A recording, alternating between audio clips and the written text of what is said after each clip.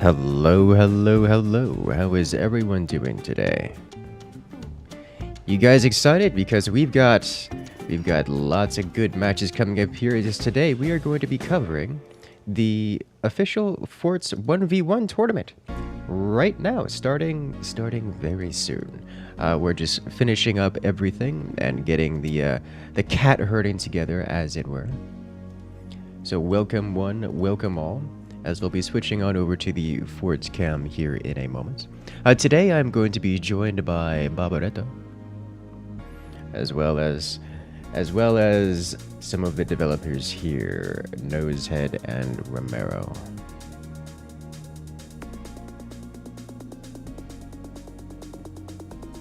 We should be good to go. Another stream later tonight? Yes, don't you worry about that.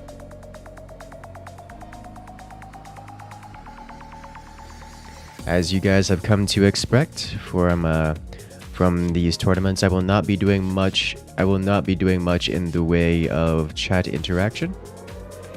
Yes. Warning, nuclear launch detected.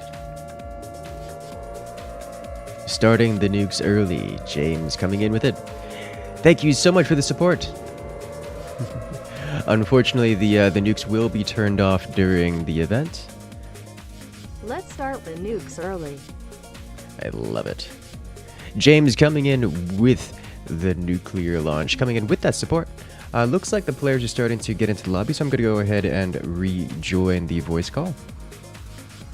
I look forward to seeing you guys all here.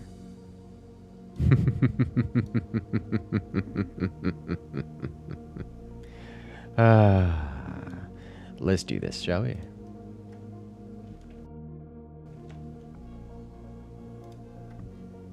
Hello there. Hello. And welcome.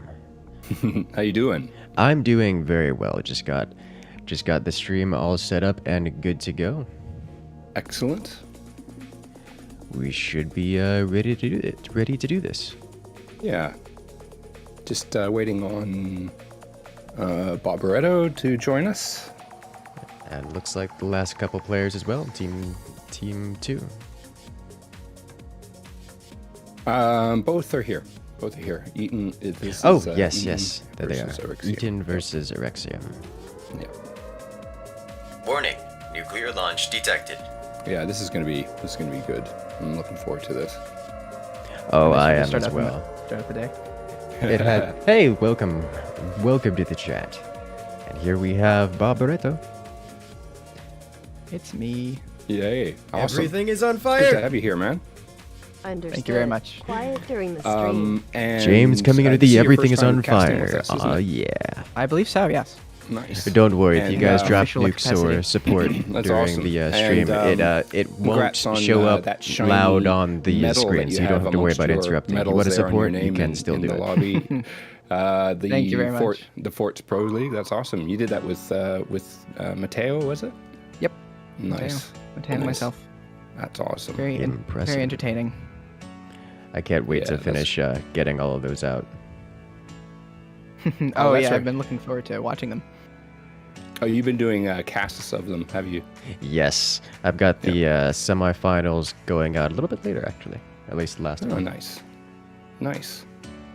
Okay, so shall we look at the... do we need to look at the bracket?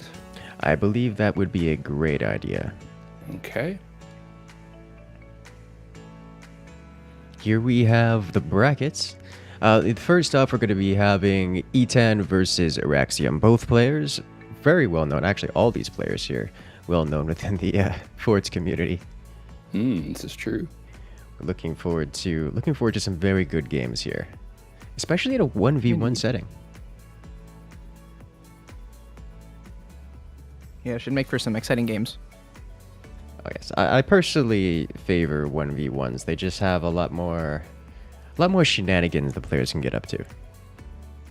I guess it's the pure essence of the game, isn't it? 1v1, it's, one strategy against one strategy. There's no, communication issues with teammates and, this sort of thing. So it's like, it's a very pure form of the game, which is nice. It is, and it's a lot easier to counter different strategies. Let's say if one player goes for missiles, it's like, okay, well, one player is going for missiles. The other player can then build anti-air. Whereas if you have something like a 2v2, anti-air isn't nearly as great because you end up going, oh, I'm going to build anti-air to deal with the missiles, and surprise, the other guy has shotguns and AP snipers. I am also noticing that Eaton is ranked number 1. He is our current champion with his team, the Noobs, I believe. And so hopefully somebody can challenge this guy because he's impressively good. Yeah. So true. Okay, so are we getting close to being ready? I think we must be, right? I think we are good to go. We've got the map already set up. Is there anything? So I guess Yeah, looks like it. we just need the different thing about this tournament. The maps are chosen by the Rome randomizer. I love that name already. And then also we're allowing the players to ban a commander of their choice, and this is to it's going to make things interesting to see. There's certain commanders I think we might see banned consistently, but it'll be interesting to see what they come up with. So I believe the way this works, and I'm just going to double check what we've discussed earlier, the higher seeded player is going to be asked which commander they would like to ban, and so we may as well ask Eaton this now. All right. Yes. I do really like that idea, as this is something that the Forts Pro League kind of started with the pick ban style system, at least in regards to forts. Yes. It makes so a lot more builds and tactics can be showcased with different commander choices. It's very nice. Yes, it kind of forces a little bit of variety. Yeah. At least a little bit. We're only talking 1v1s here with not a whole lot of... We're not going deep into the ban system. We're just banning something so that it forces a different strategy sometimes, which is nice. I suspect we'll see a lot of Spook and Pinch Fist banned. Yeah. Yeah, they seem to be the two most popular ones right now. So Eaton has banned... Yep, there it is. And XVIII has banned Pinch Fist. Big surprise. Okay, so we'll just keep an eye on this. This is sort of gentleman's agreement that neither of them are going to choose that commander. And if somebody does choose the banned commander, it's instant disqualification. Indeed. Oh, jeez. I don't know what we expected. So we've banned Spook and Pinch Fist, and I think we're actually good to go. We got the map. So we just Rome's asking which. Yep. So Rome has asked Eaton, the higher ranked player, which side he would like to play. So he's chosen Team 1, the left side. All right. I am curious to see if anyone does choose to ban two commanders that are a bit they wouldn't normally choose, and then they get to at least get one of the commanders that are more popular. I'm curious to see if something like that happens, or if it's just straight pinch fist and spook every time. Yeah. I wouldn't be surprised if it was just pinch fist and spook being banned every time. Yeah. But we'll see, because what I imagine is going to happen is anytime pinch fist and spook don't get banned, it's going to be one of those two selected. For both sides. Most times. Okay. They are exceptionally good commanders for 1v1s, though. Oh, yes. All right, I think we are good to go. Yep. Looks like everyone is set up. Are they going to switch themselves? I don't know if they know they can. All right, I'm going to switch them for them. Yeah. There we go. All right, let's do this. Yep. Sounds good. Ready up?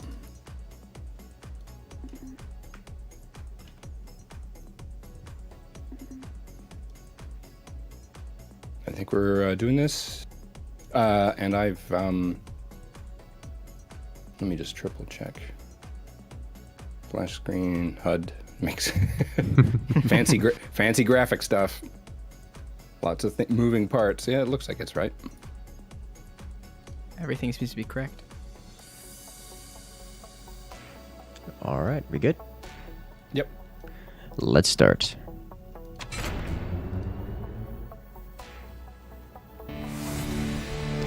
And here we go, ladies and gentlemen. Here we have XVIII versus XVIII. Here on the left-hand side, it is XVIII. Currently the #1 ranked spot in Forts period. He's he's favored, I think, to win this tournament altogether. And he's facing off against his opponent here on the right-hand side. It is XVIII.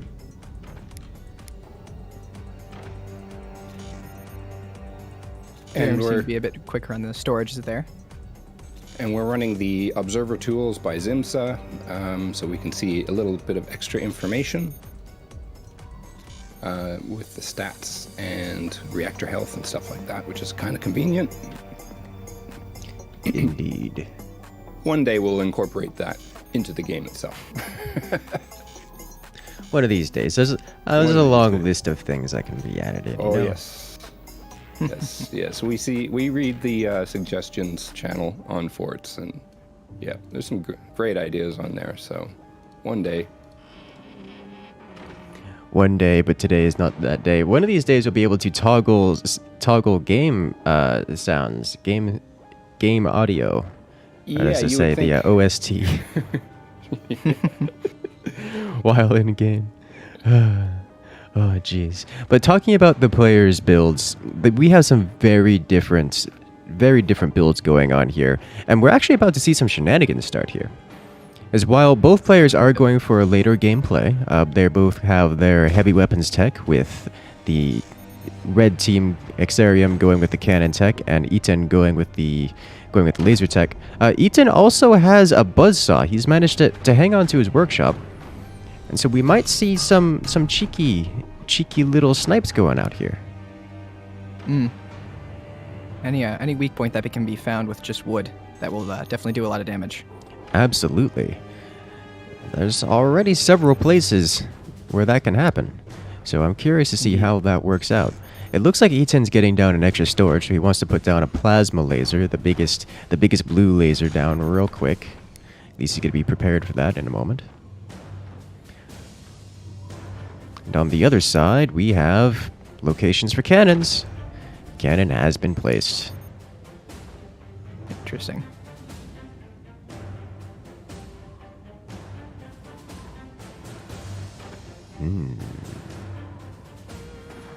Now on this map, splash damage is definitely going to be if no one dies, obviously, it's going to be a big deciding factor, and it's a bit hard to defend your cores on this one from splash damage.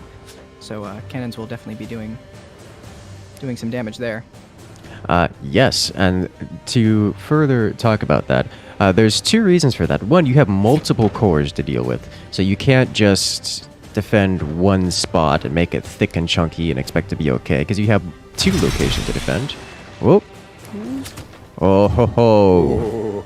Close. And there's the weakness we were talking about. Yep. That's a real rough time for those cannons now. Little bit Their of angles are going to be messed up now. yes. Now it's not going to be too bad, but one of the weaknesses of using tiny doors like that, they're very susceptible to deformation. If something like this happens, really bad things can happen. By that I mean suddenly these cannons will not be able to shoot. It looks like the deformation isn't so bad right now that they will be unusable, but it's close. It's real close. Looks like XVIII is going to be cutting it very close with the core defenses here. Yeah, he's electing to set up no metal in front of his cores just yet. He's just Well, he does have going a bit with more time before those lasers he finish. does, but not much, Eaton's adding some wood spam at the front. and that'll keep him safe from at least one cannon, which is the critical point. Uh-oh. He's just firing the fire beam right out the gate just to delay his opponent somewhat. But he's going to get that plasma Establishing some fire beam dominance. going. I mean, why not? That's going to do some damage. Yeah. All right. So both players seem to have their strategies revealed, and there's one hit. Can he land the second, the follow-up? He does. Oh! Oh, jeez. And snipes it. With the sniper follow-up, that's game winning right there. Wow. Yep. Not only And some has core damage, too. Yes. Core damage has been dealt. That means if this clock runs out, Eaton will be victorious. But more importantly, XVIII just lost all of his weapons and has nothing to bring himself back into this game right now. That's pretty brutal. Just one sniper shot with the follow-up. That's how you win games right there. Yeah. Wow. Straight No. through. Not even Not using e- the fire beam. Not even using the fire beam, just buzzsawing through the wood spam. That is one of the side effects of, or should I say, the downside of wood spam. It gets cut real easy by those buzzsaws. It looks like XVIII is conceding, Yeah. and he's just going to let it happen, accepting his fates. That is going to be the end of round one. Gee. GG.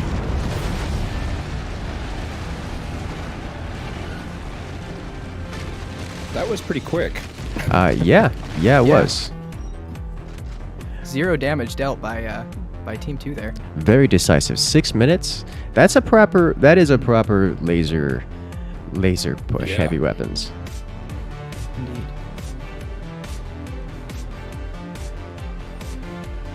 All right, so Eaton goes up 1-0 over his opponent.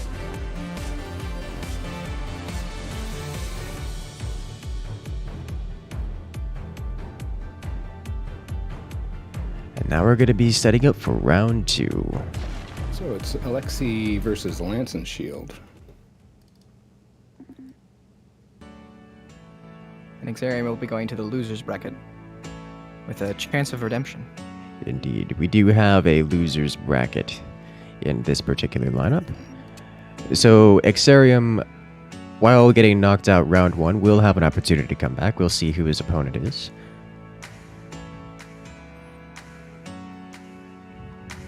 Looks like we have Alex and Lance and Shield already ready to go.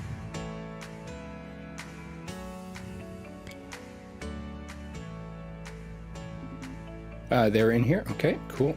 So we're gonna ask. This is in. Let's see, we're gonna ask Alexei first. Yeah. Okay. So Rome's already talked to them about it. Excellent. Great. Nice. So Alexei is banned Spook, and Lance and Shield is banned Seep. And Alex is playing on the left side. Yeah, Seep is also another very scary commander, as it can just really kind of creep up on you with those instant fire missiles. Very dangerous. True. Yeah.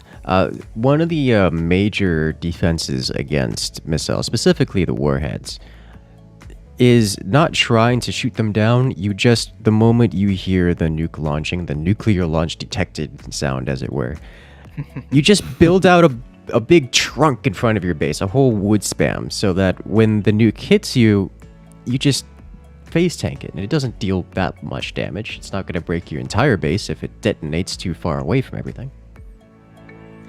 But Seep kind of breaks that, because it throws off the timings. The nuke will hit so much faster that your wood structure will not become corporeal yet.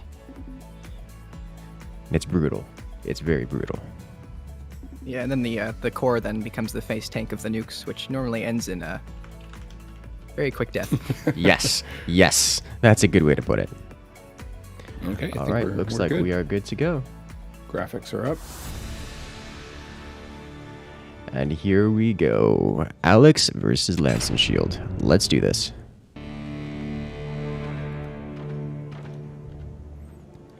All right. So now we're off to Alex versus Lance and Shield. Here on the left-hand side, we have Alex getting himself set up on the hang time map versus his opponent on the right-hand side, Lance and Shield. These are returning players that we have seen many times before. Alex, a well-known mod maker. Lance and Shield, he's always here. He's always here to join in. We have some good games featuring him. So, Bob, what do you think there's going to be any kind of cheese, any kind of shenanigans? What do you expect to see from these players coming up in these next few minutes? It all depends on the commanders, really. I think with the banning of commanders, at least the two popular ones, I think we're going to see a lot more more advanced, maybe more intricate, or at least different builds. So it might be. I think we're going to see heavy weapons maybe a lot more. I'm thinking rockets from this map from Alex C on the left side here, as he has an upgrade center and a armory already built, or in the process of building. I do Also, like that idea. Expanding.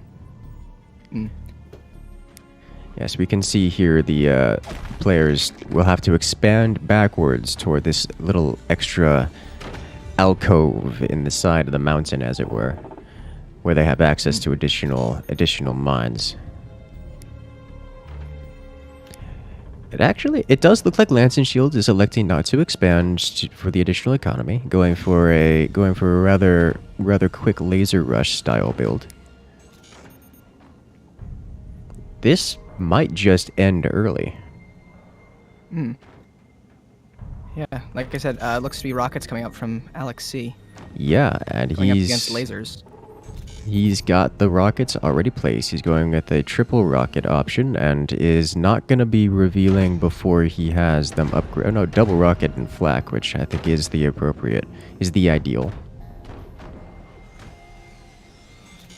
It looks like he's not going to be... Yeah, he's going to be upgrading them first, which is... Right off the bat. That means the moment this strikes, this is going to be about lethal, and Lance and Shield won't really know about it until he gets hit by it. Now, he may have some idea that this is coming. He did hear the upgrade sounds, which implies that they're upgrading things, and what are you going to upgrade if not wind turbines? It looks like Lance and Shield is somewhat reacting. He's getting some anti-air set up.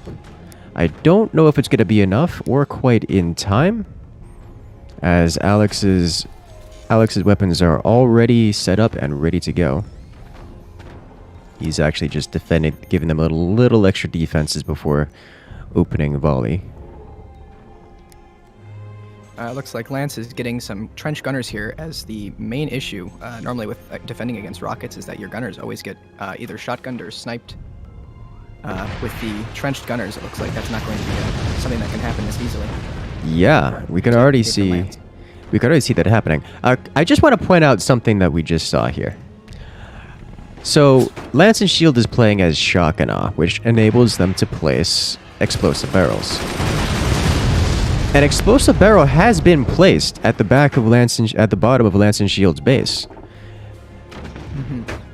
That's something that he can disconnect from that.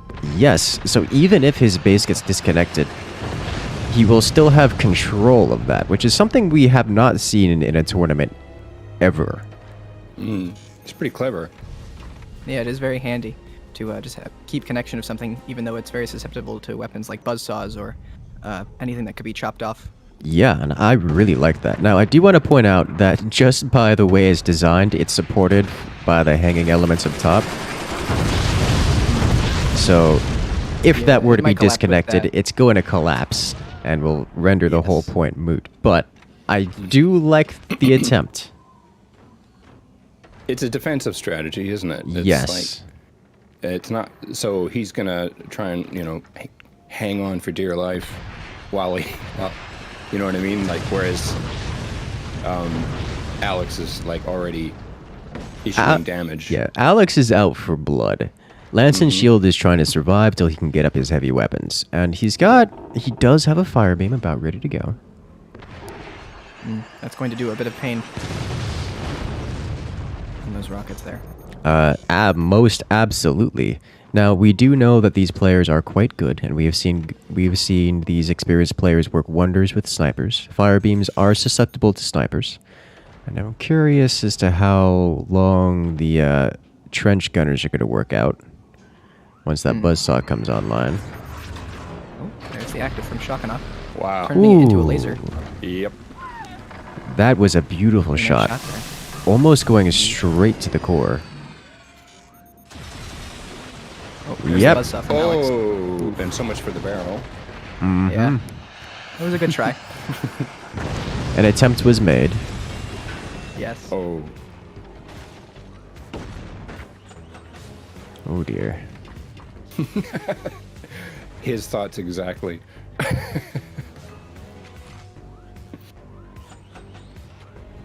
I wonder if Lance and Shield has a meaningful way of coming back from this.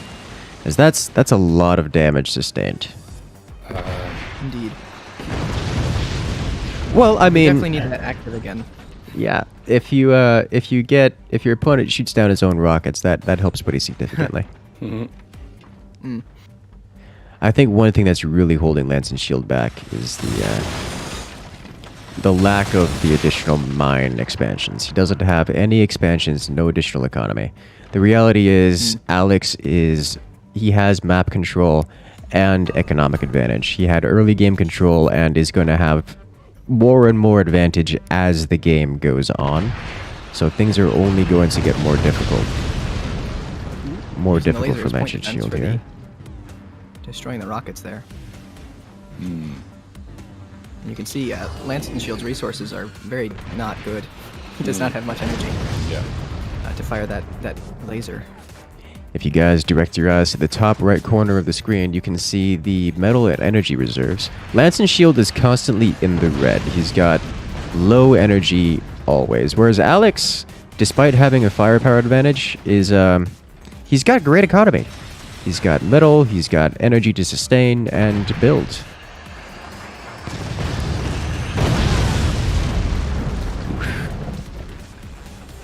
Lance's base is having a rough time. Yep. Oh, jeez. There's the connection again. Buzzsaws. Buzzsaw is a very good unit. Indeed.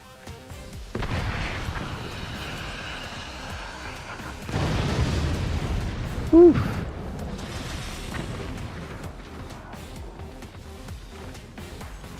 Also, I was alerted that you can't press on the names in the top right-hand corner and change it to the person who is on that team. So it doesn't say just player 1 and player 2, which is a nice touch. Well, there goes the fire beam, and with it Lanson's only hope of ever dealing damage. This is At this this point, he's is going to struggle to stay alive. yeah, this is not looking good. Lanson at this point is just trying to not die and hoping that something changes, but I don't think Alex is going to give him that opportunity to come back.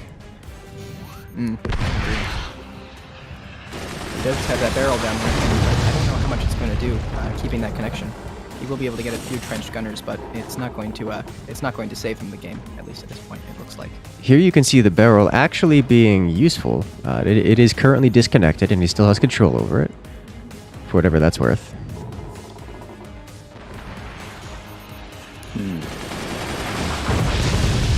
now that he's done that, he doesn't really need the connection.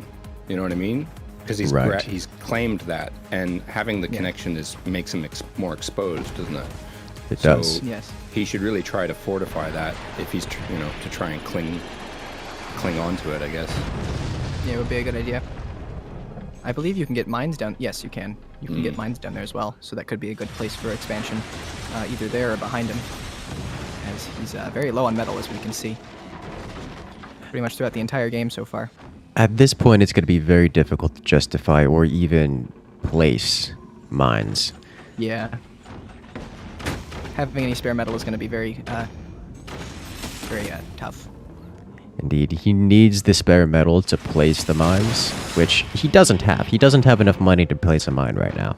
And if he does get it, the time it takes for the mine to return its investment is most likely longer than the amount of time that Lanson has left in this game.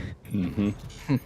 It's just that thing, at this level, you really got to come out swinging, like taking a defensive, long game approach is, that's a risky move, I think. Mm-hmm. Most Especially, players like that... you were saying, Go ahead. with this high level of skill, everyone has their builds refined to pretty much as fast as they can be. All of the kinks ironed out, everything like that. So you really have to be on your game, or else they will pretty much kill you before you can ever have a chance of firing your weapons. Absolutely. Here comes the smoke. And then the amount of adaptability as well. So with that smoke there for the entrenched gunners, pretty much just negates their purpose. Ooh. Very good. That was a lot of his base. Yeah. Yeah. And with it, There goes another one weapon mouse. down.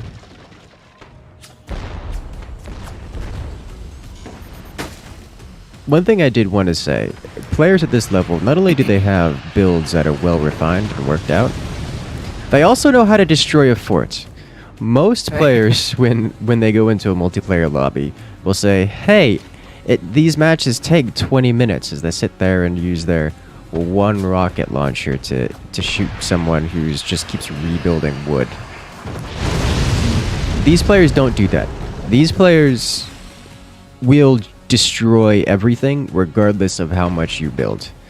It's just a matter of what method they want to use it, what method they want to do in order to get there, and how long they're willing to wait, how careful they're willing to go. Like you see Alex here, he could have gotten a bunch of more rockets and could have slowly grinded down his opponent, but he didn't want to do that. He wants to just suppress his opponent, keep the buzzsaws going, keep the fog going so that he can't rebuild nicely, and then tech up to cannons for the final punch.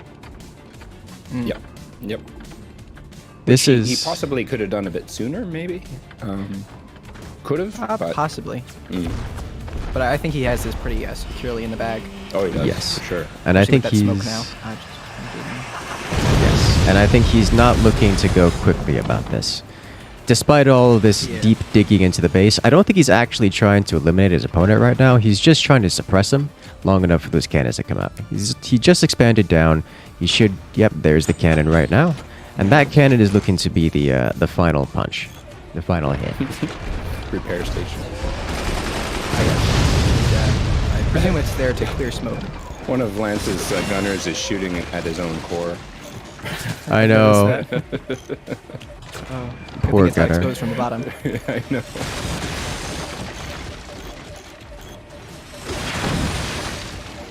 Uh-oh. That poor Repair center is exposed. repair center. So he managed to get a laser out. Or a carbine. Gonna be a Hail Mary shot here. Yeah. Although in Alex's base, I don't really see anywhere that one laser shot could really do any significant damage that could end the game. It would have to be a very lucky shot that somehow hits the battery and causes a, Yeah. I don't Alas. think he had the commander charged. Oh. Ooh. Is that it? Almost nailed it. 1 minute Really? left.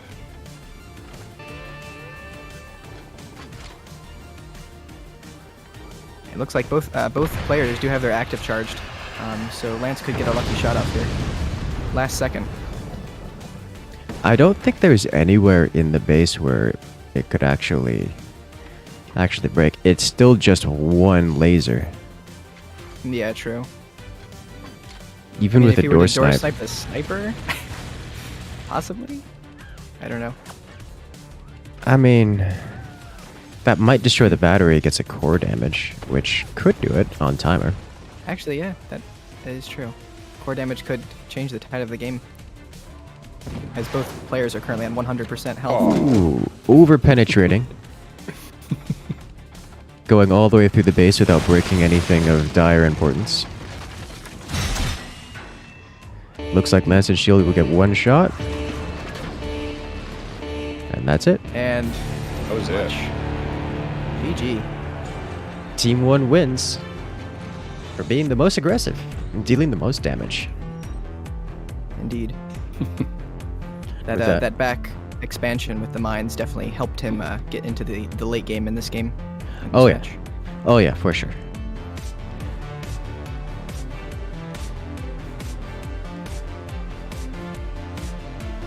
So we Yes, will see he's very Alex good moving on to face against Eaton in the next round.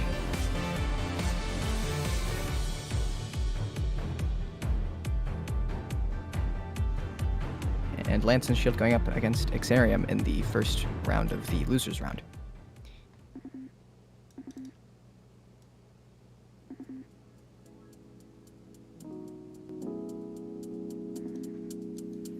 All right.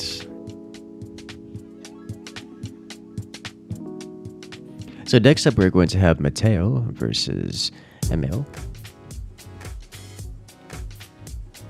It appears the band commanders for this round are Seep and Pinchfist. So Excellent. the usual culprits. Hmm. They must feel so neglected. Oh well, they get used very often in the ranked scene. They which is the main one we really want do. area. The I think a lot of the times we see these commanders banned so frequently because they get used everywhere else so uniformly. It's everywhere. Yeah, I think people just get tired of the pinch fist rush because everyone does it all the time. indeed.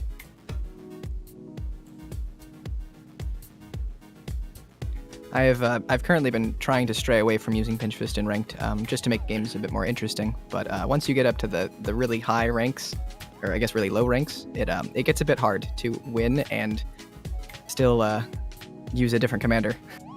It is a bit tricky, That's understandable. but it is a lot more enjoyable. I still prefer Spook that- because Spook can just do cheeky things. Mm. Like I guess These that things are is very fun. that is I guess that is kind of one of the strengths of Pinch Fist. Pinch Fist at the end of the day isn't that gimmicky. It isn't that cheesy of a commander. It just hits slightly faster, Yeah, and that's what and matters. especially in ranked matches where it's just 1v1s. It's normally whoever hits first and can do that catastrophic damage to fort usually wins the match. Right. As they are as drawn out as bigger matches like 2v2s, 3v3s, or 4v4s. Exactly. It's all about that initial damage. And the one thing that Pinch Fist kind of suffers against, for those who are unfamiliar, is a rush that hits faster than Pinch Fist. Let's say mortar rush, rockets, even shotguns, because Pinch Fist tends to be a bit selling of its own internal structures. It can cause a bit of problems for Pinch Fist, but even then, Pinch Fist has the option to do the same thing. So Yeah, you very gotta look true. out for that. Buzzsaws are also a very weak weapon against or very strong weapon against Pinch Fist players. Yes. As they tend to sell a lot more metal for that Indeed. extra boost in speed. And that is kind of exactly one of the reasons why I like Spook, because you can tell pretty early on what style of build the Pinch Fist is going for. If they're going for heavy weapons, it's like, okay, well, let me just stop going for heavy weapons myself and just immediately swerve into mortar buzzsaw, and that causes a really bad day for the Pinch Fist player. Yeah, It's all about the flow of information. Once you know what they're not doing, you don't have to defend against that, and it's very crucial.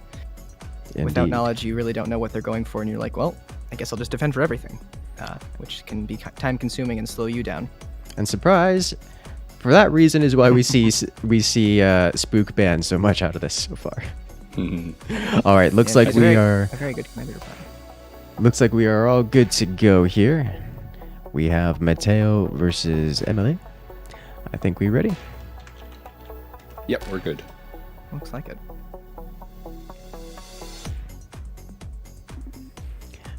All right, let's do this.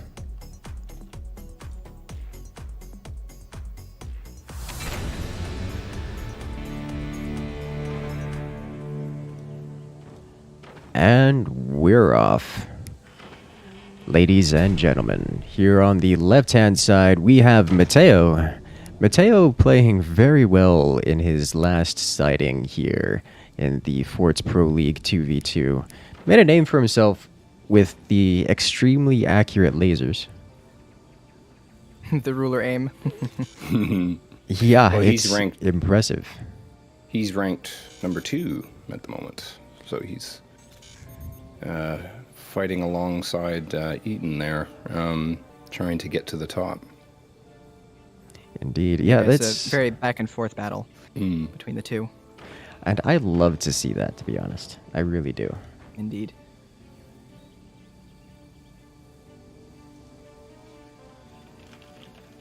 So in this match, it looks like Seep and Pinchfist are both banned for this one. So someone could be Spook. Yeah. Although we really don't have a way of knowing until we see True. their actives a little bit later.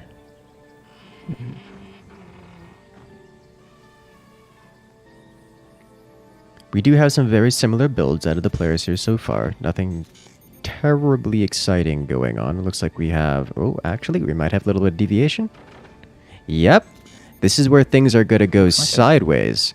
Here on the right-hand side, we have the laser rush coming out. This is a greedier style, a faster style. He's staying with 3 mines, selling off his technology. This is the style you see when someone's just trying to get out a laser or laser fire beam as quickly as possible.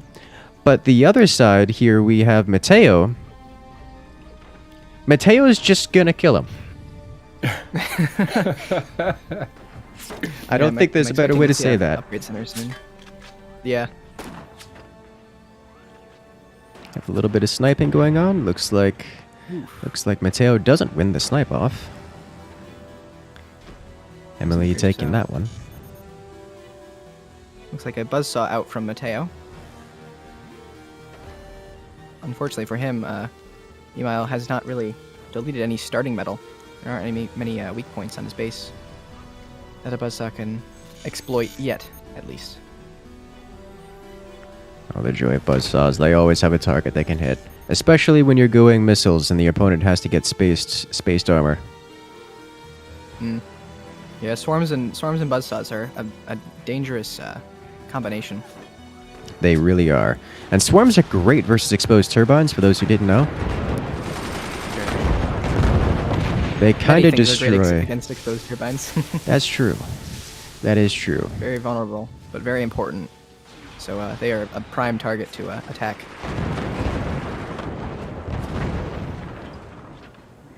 You know, those 2 gunners doing extremely well. Indeed. Mateo trying to snipe them. But unsuccessful so far, at least for the bottom one. I think he's just checking those locations to make sure there's nothing being built in there.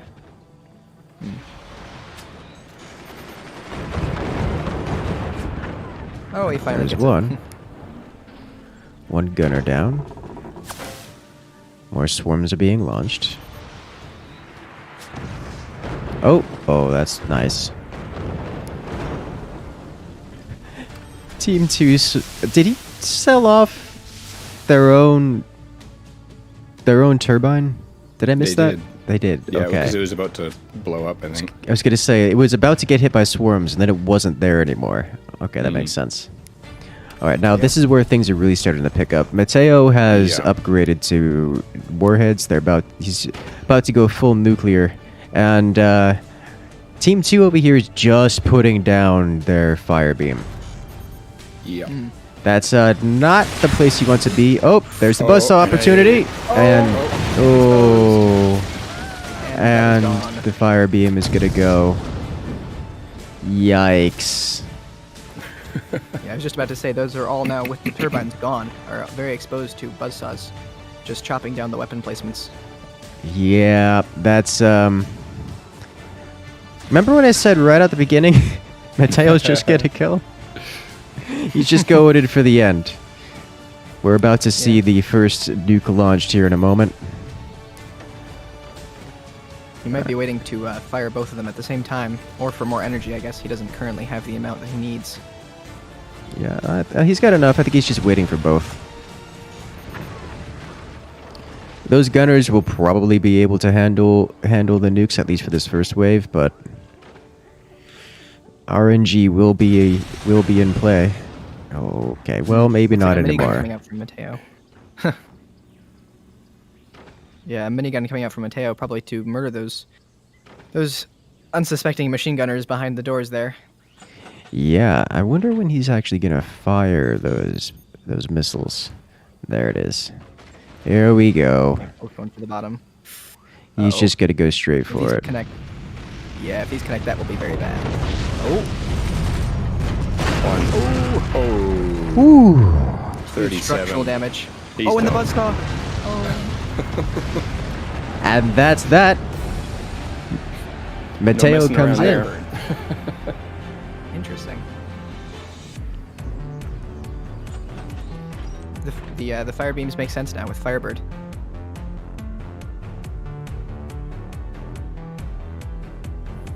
So Mateo wins this round.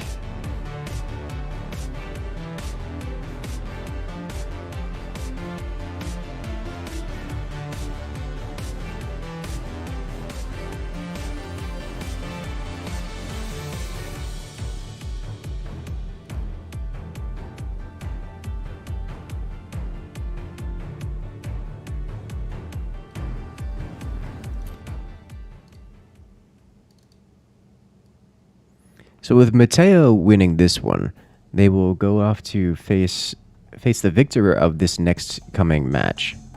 Mm-hmm. We're about to see Firework versus Alf Alf I Q. think Alf Q. Elf Q. Yes. I'm going to call them Alf. Sure. Not sure what's going on with the underscore at the end there, but we left it in.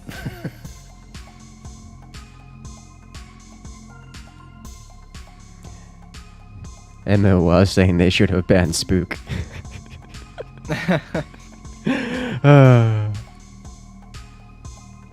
Is Nosehead one of the game's creators? Yes. Yeah, many years ago got involved. But my contribution has been on the audio side and a little bit of the community side. All right. Looks like we're seeing Had its, Seep sorry. and Pinchfist banned again for this match. looks like it. Nice. I know there's going to be lots of people that are happy about Pinchfist being banned.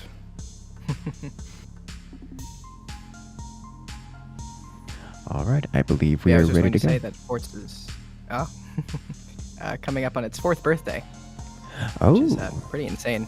Very shocking. I was like, wow, that much time is 4 very years fast. ago. Insane. That's right. Yeah.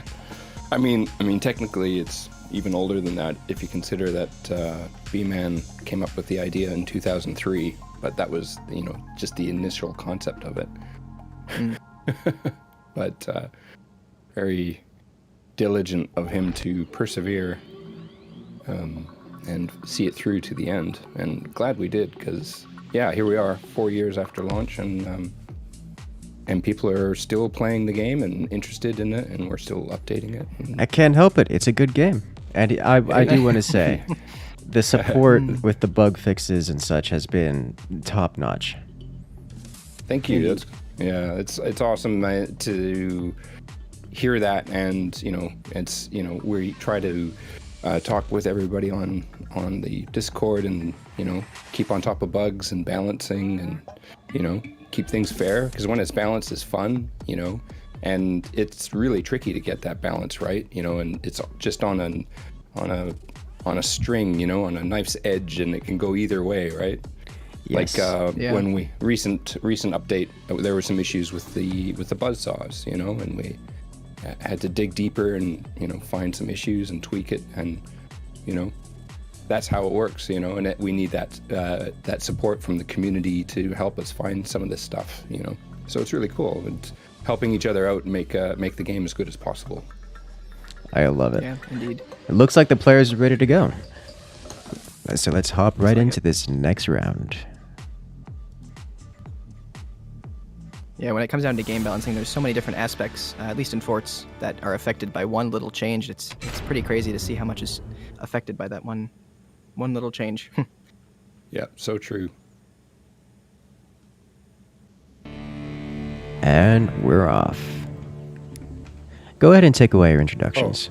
Is the map right? I believe the map is... Oh, nope. Wrong there map. should be more All right. if I remember correctly.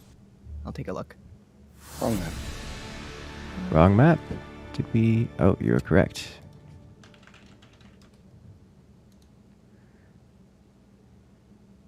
All right, go ahead and ready up. All right, let's go.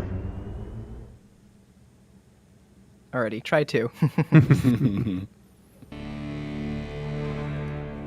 And we're off. All right, Bob, go ahead and take away your introductions. Alrighty, on the left-hand side for Team 1, we have Firework. And on the right-hand side, we have AlfQ.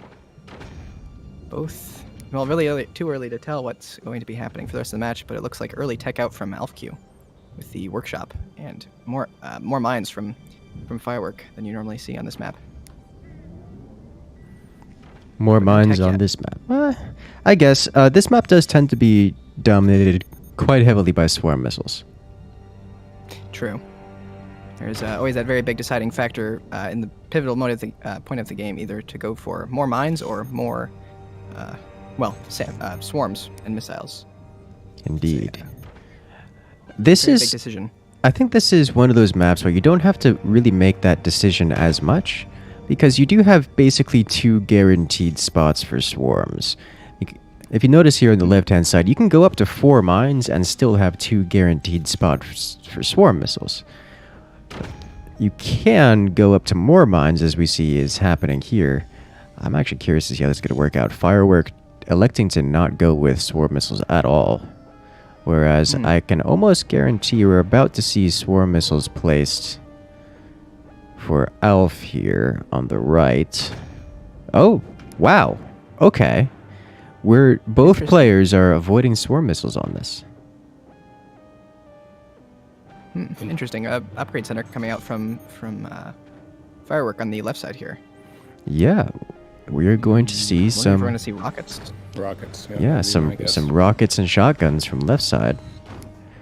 Versus what is going to be a rather greedy and fast style cannon rush out of Alf. All right. Rockets, I would think, would be a close second to swarms in this map. Indeed. It's just the sheer firepower of the rockets can be devastating, to say the least. Yeah, very, very APM heavy to deal with, which is crucial to have. Absolutely. There is actually an APM meter in the observer tools. There is. Don't know how accurate they are, but it's kind of interesting. All right. It looks like Firework is going to go with the option to upgrade his missiles or his rockets before firing them, not to give away exactly what's happening. Going for that Alf Q strike.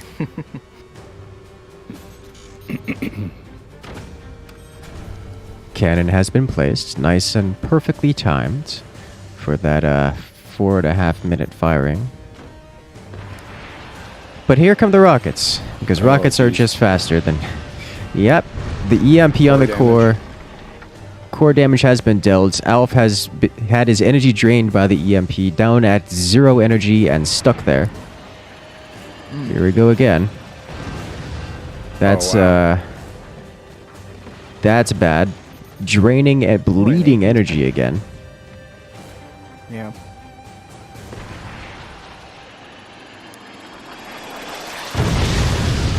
EMPing some mines. That is rough. Alf is in a bad way. With the EMP constantly hitting his mines, just hitting his turbines and his core, he's not really getting energy anymore. Or income at all. Which is kind of getting all 3 of them. Yikes! Jeez. That's a That is a big hit. really rough spot. Because what this does is this... Oh. That's something we don't see every day. Jeez, that's got to be some sort of record time-wise. 4-minute match, and Alf has... Alf's base has fallen. Indeed. It's fallen and Some can't get small up. bracings in there that were a bit weak. Okay, well, there we go.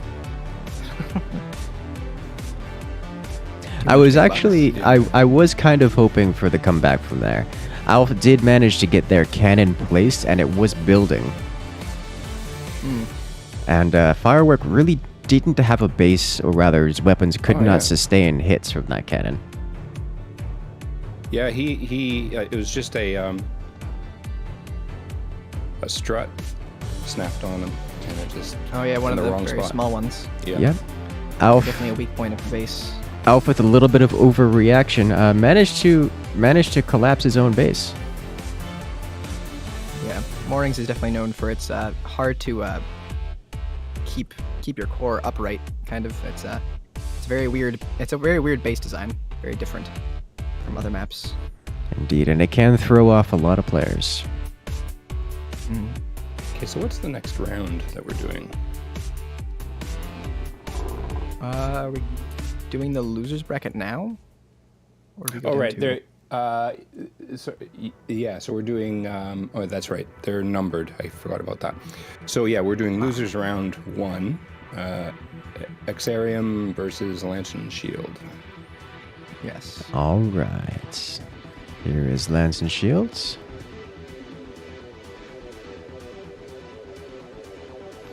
And XVIII has arrived.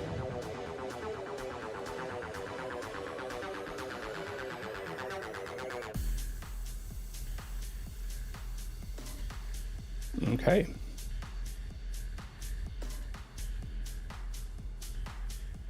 Yes, we are now in losers round 1. So this will be 2 matches. So Lance and Shield will be on the left side, and XVIII will be on the right side. Craggy Basin is the map. Oh. Definitely an interesting one.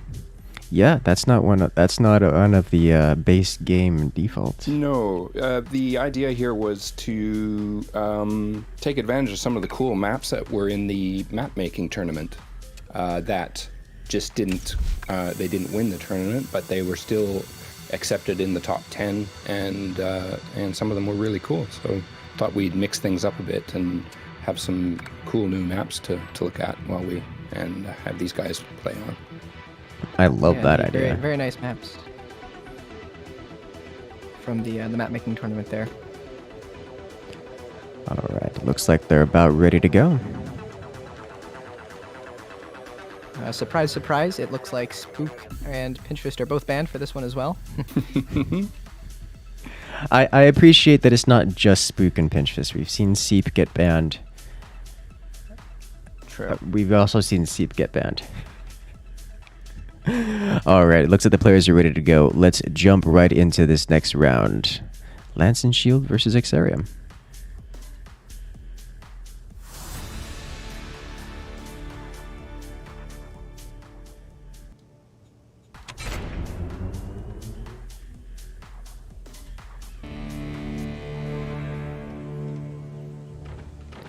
All right, and we are off. Here on the left-hand side, we have Lance and Shield. And on the right-hand side, we have XVIII. Very interesting start for Lance and Shield Space. He instantly put down an upgrade center. He could be going for miniguns. Actually, he may be Eagle Eye. You can see on the hat of his machine gunner above his core is a Eagle Empire faction. So that, along with the upgrade center, could mean early miniguns with the Eagle Eye active, which is quite painful. Yeah, the Eagle Eye miniguns, we've mentioned this several times before. Very powerful. Used to be basically the strongest meadow strategy available. That actually looks like what we're about to see. The upgrade center has completed, machine gunners are being placed, and those could be upgraded to minigunners. And if we've got Eagle Eye, that could be game ending once that completes. It looks like on the other side we have a similarly fast rush coming out, with XVIII putting down quite a large amount of mortars. This is gonna be interesting. Miniguns can shred that because they're only defended by a small amount of wood, but that amount of mortars is absolutely devastating, and if they fire first, can destroy the miniguns. It's going to come down to who fires first. I think the minigunners are going to have the advantage there, just because they are... Oh, he's putting doors on it. It's going to slow him down. And the mortars are getting hotkeyed. Oh, this is close. Both players are ready to fire. They're just not firing it. They're waiting for the perfect opportunity. Oh, boy. Oh, here are the mortars. Are they a good, clean hit? They're overshot. Oof. Oh! Yeah. Oh! No damage for any side. Okay, the sniper comes in. Okay, the minigunners are now starting to take their toll. The mortars are missing again. A lot of panic fire. Quick shout out to Galactic Pirate who made this map. Ah, yes. Oh wow! Looks there like we a go. Firebird. Those mortars doing extra incendiary damage, which is just, as you can see, with just one door, not enough to withstand the fire. Oh no.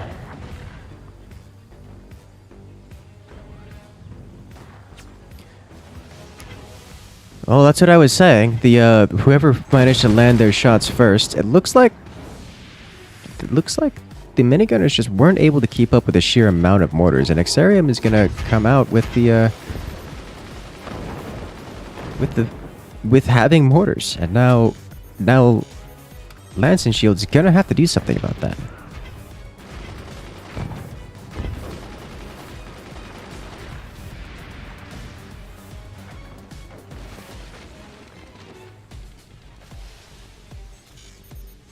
Yeah, those mortars pretty much have free reign now to do a lot of damage without the threat of miniguns.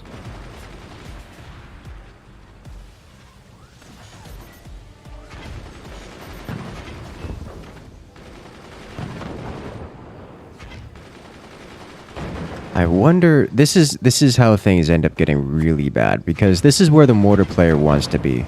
Despite there being a lot of anti-air, despite most of them not getting through, the reality is, given enough time, mortars will make it. Just because it's an RNG style weapon, the machine gunners won't be able to defend all of them, so the mortars will eventually get damage in, and where damage is dealt, that's that much less base that Team 1 has to deal with.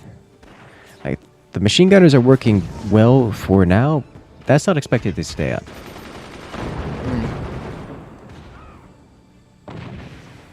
Oof, any shots on those gunners with the mortars will be one less gunner to protect the base with. Yep.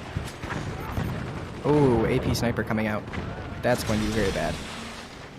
Ooh, the buzzsaw doing more damage, disconnecting every single one of those.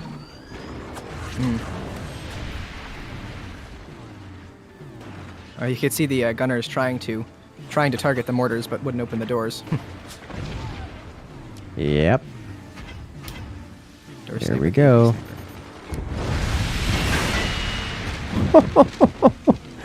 Wait, is that Firebird out of Dixarium? Yes, I believe so. I believe that was.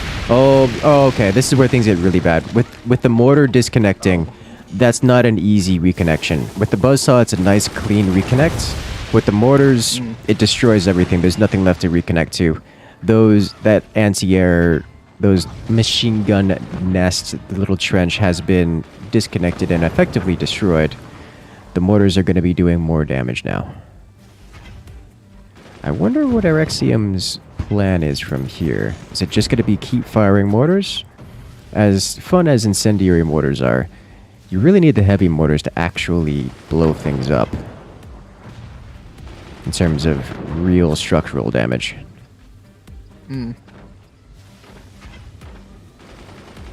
Could also probably use an This is unable to adjustment. get any- Oh, sniping the own mortar. Yeah.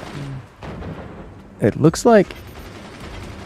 Yeah, the mortars need to be a bit adjusted in their angle, it seems. He's hitting where his sandbags are. He needs to recognize that. Oh, the counter snipe. That was beautiful door snipe. Very nice. That AP sniper would definitely rain on Exarium's parade. All of those mortars being completely unprotected by them. With the AP sniper shots.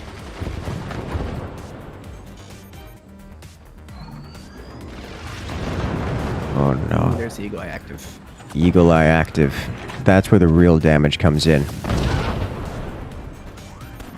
Yeah, it's shredded all... Ooh.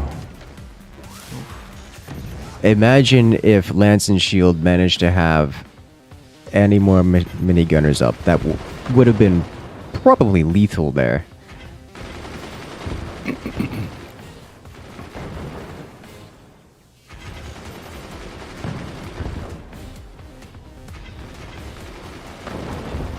Oh, jeez. This has turned into a scrappy fight. Neither player has any way of really finishing off their opponent right now. The minigunners don't have the numbers they need to get the damage done. And the mortars, well, they're partially countered by the anti-air, or at least enough that it's not... that Lance's shield isn't in any serious way, isn't in any serious danger. And we don't see an upgrade center out of Exarium, so we won't have the heavy mortars actually blowing through chunks of the base anytime soon. That's a missed opportunity. Oh! Wait a minute. Look at it. Awesome. Lance and Shield. That's a way I did not expect to see going. How far his core went was hilarious. Yeah, sliding down the hillscape. What? Oh my. What an outstanding buzzsaw shot. No kidding. That is the one weakness of expanding downwards, is that all that extra weight is then applied to your struts that are supporting your core, which is already pretty heavy. It has the opportunity to just pull it all down, like you saw there. That was absolutely beautiful. That looks awesome in replay. I think I'm gonna have to do the replay here,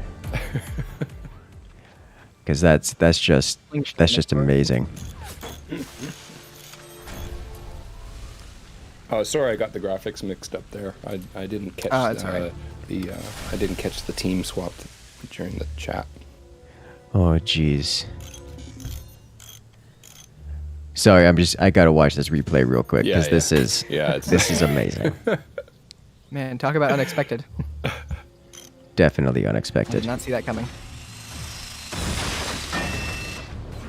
Just took out one support strut on the bottom of that, and everything crumbles. And away the core goes, surfing and rolling down the hill.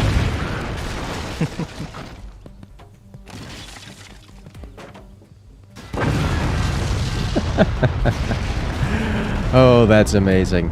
That is absolutely amazing.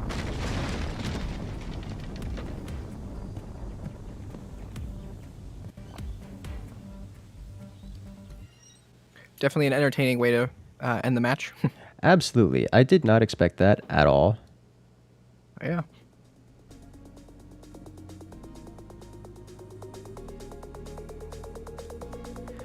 Oh, Lord. All right, so with that, XVIII defeats Lance and Shield and moves on to the losers bracket second round. Lance and Shield is unfortunately eliminated from this match, from this tournament.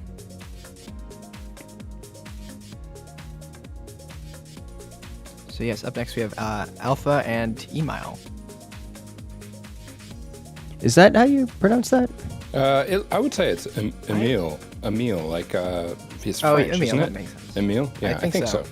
I think he's French. I think it is That Emile. makes more sense. I just want to make sure because I'm not entirely certain. Yeah. Especially when you have names from other countries and regions, they can be pronounced in ways that I do not expect.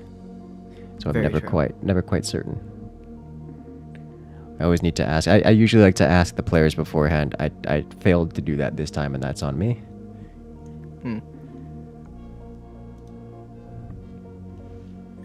So the Oh amateur's map. no! Hilgwyn. Oh no! It's a name. good map. It's just Okay, so let me make sure I got this right. It's Alf Q versus Emile. Alf Q on team left side, team 1. Yeah, yes. got it right this time. It's still losers round. I don't like the term loser round. I mean, it feels a bit harsh. I think it should be maybe lesser fortunate round 1. The unfortunate round. The surprise buzzsaw round.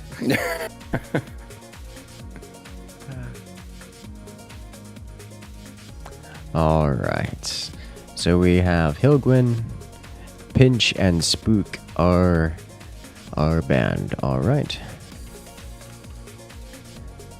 Looks like we're about ready to go. Looks like it. Let's do this.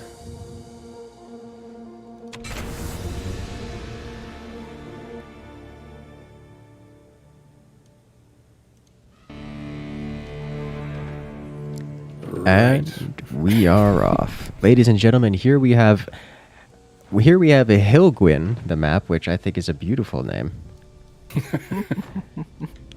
Now, why is it called Hilgwyn Incursus? Well, Do you know?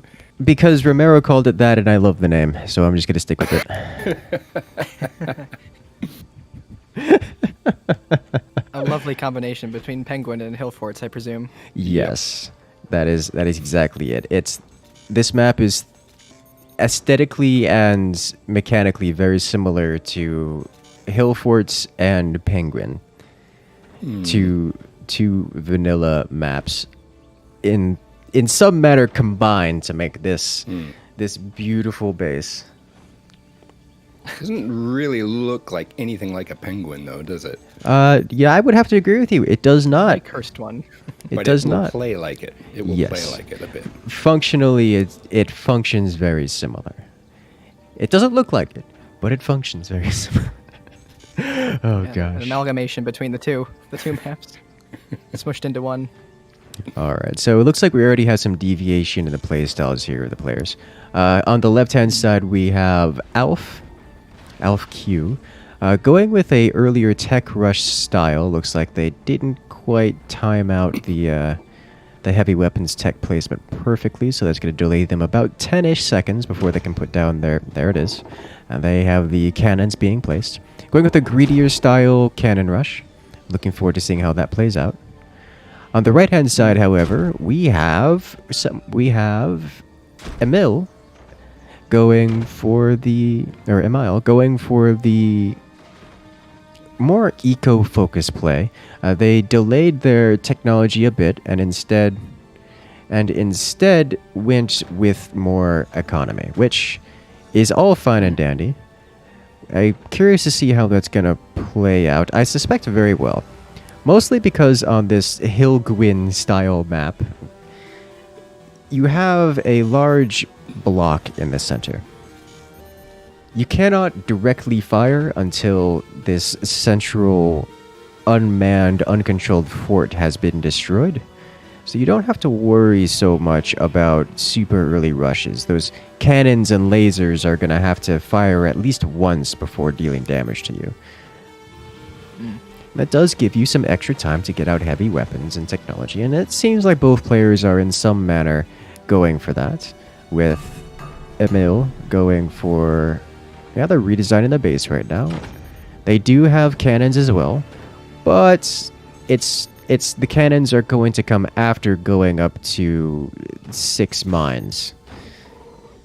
Whereas on the left-hand side, Alf has gotten the cannon technology first and has gotten the 6 mines after. Indeed. So that will give Looks Alf like an extra. Oh, sorry. Go ahead. It looks like an extra battery from team team 2 on the right side. Could be an indicator for howitzers, but no extra storages yet, so a bit less likely at this point. Indeed. Oh, never mind. Oh, yeah. That's probably going to be howitzers out of Team 2. Team 1, I think, is just going to stick with standard cannons. Looks like they're actually... Oh, I see what you're doing there. So both of these players, especially the Team 1 player here, Alf, have built up. And Alf has built up just enough that they can fire up and over the central hill and get a direct line of sight onto the enemy's base, dropping that cannon shell probably directly onto the core, which is mostly undefended at this point. It can slam right across the top here. We'll see if they manage to make that shot happen. Looks like Team 2, Emil here, is actually going with 20 mils, which is a curious decision. Very interesting. Yeah, especially for those extra storages. I would have sworn that would be howitzers. Yeah, I'm not sure what the extra storages were for if they were not going to be used, but we will get to see. I'm guessing that they are the Moonshine Commander because they have the 20 mils that will give them the EMP effect, which is quite good on the 20 mils. Indeed. Quick shout out everything to... shut down. It's Oh, sorry. I was just going to... Quick shout out to Samster for making this map.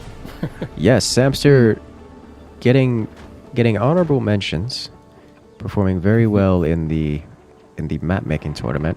I do see some red bracing, which is scary. Yeah, that's very scary. That's a lot of weight. Yeah. And it's been red for a while, and more weight has been added onto it. The base is now leaning forward, so that is a potential... Yeah, they see it as well. They're trying to react to it, but it may be a little rough. 20 mils launch first. exposing the cannon. Ooh. Can he follow up? Follow up with something. Doesn't look like it. No sniper, no ready. No other 20 mils either. Very close. A one punch as opposed to a 1-2. That is Every still... turn we have to... Indeed, it's still worth doing just because that will put Alf on the back foot having to pay a hefty repair bill and repair things as opposed to just completing his cannon.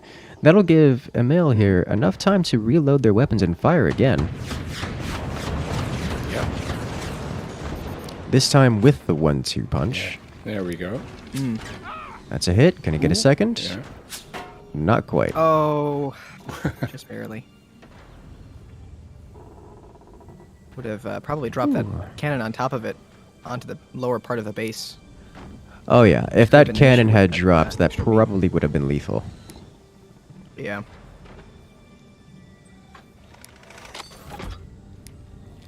We may see the commander actives here soon. That will be the EMP effect. Oh, just 20s all over the place. I'm curious to see what Team 1's commander is. I'm thinking maybe Warthog, as they are an Eagle Empire commander faction. and he is also not banned. As well as having 2 cannons with Warthog is very lethal if fired correctly. In a good spot. Indeed. I still wonder, that cannon I can almost guarantee you is fully capable of one-shotting Emil's core right now, if they plan to go for that. With that angle, yeah. Neither cores are particularly well defended, but the angle for Emil could be a little bit dangerous. Oh, there's the howitzer. Oh yes, there it is, under the turbines. Yeah, that whole area is kind of a big weak spot in Emil's base, unfortunately. Okay. There's the moonshine. Oh, not Buster. moonshine, Buster. Uh-oh. Awesome. Massive damage. That'll be a Possibly shot repair little bill. high. Indeed, he did. And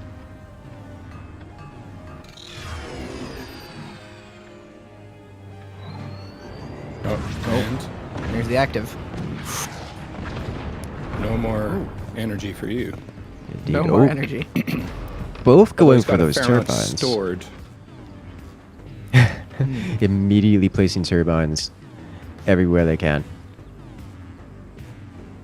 Looks like the doors are going down for that howitzers, and it's going to be able to fire shortly. And it might be uncontested, as there's very little AA on Oh, here we go. Alpha Q's side. Wow! Cannon shells going above and below, but not actually hitting those cannons. That's an impressive amount of RNG there. Unfortunately, opting for more turbines up top, deleting his initial sniper, so he couldn't capitalize on those exposed cannons.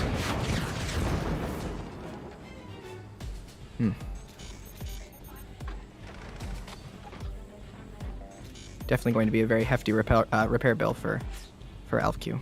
Absolutely. And there goes the sniper. Warthog? Yep, definitely Right Warthog. through 2 doors. Uh-oh. Ooh. At least it was One of those cross-braced, so Yeah, it very didn't true. collapse. Not even any serious amount of deformation. Beautiful. Uh-oh. There's the howitzer. Oh, it's... Oh, and the nice. follow-up. Oh, this is bad. That was well executed. Very well. Wow. Massive damage. Yeah.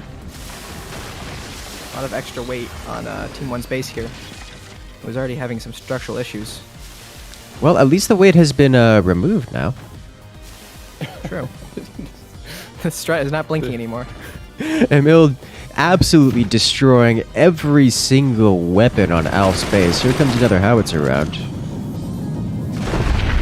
Straight toward the core. Ooh, with the 20 mil shots. And that's it. And there it is. Very well executed by Emil here. Yeah, that was awesome. Nice to see another commander succeed.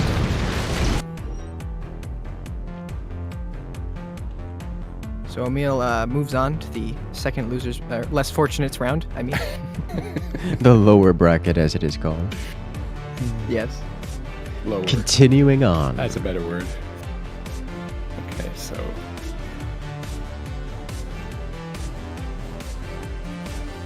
Yeah, very well played. So we're back up into round 2. Yes, we'll be starting off round 2 with XVIII versus Alex.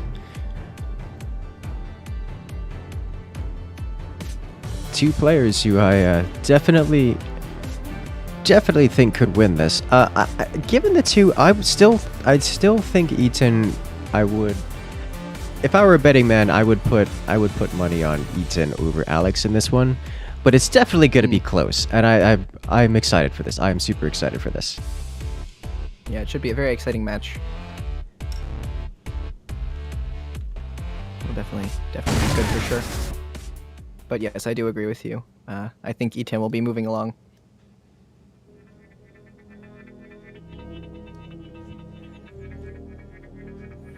All right.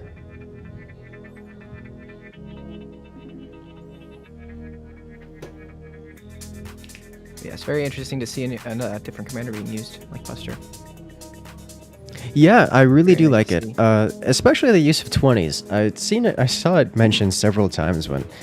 I think it's because 20s are such a meme most of the time as being not terribly useful. But they do have their place.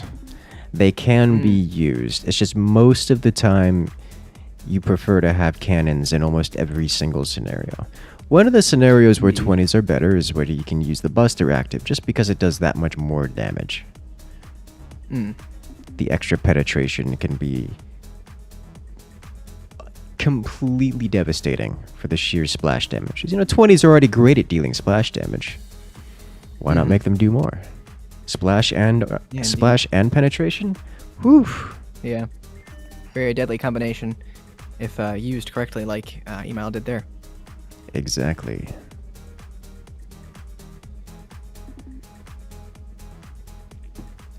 But yeah, it's very interesting to see the shots for the depleted uranium go through the base and ignite things in the part where you're not as defended or prepared to take shots. It's like Ignites surprise. things like batteries and storages and techs, which is very vulnerable. The Or batteries. explode. That has happened to me several times.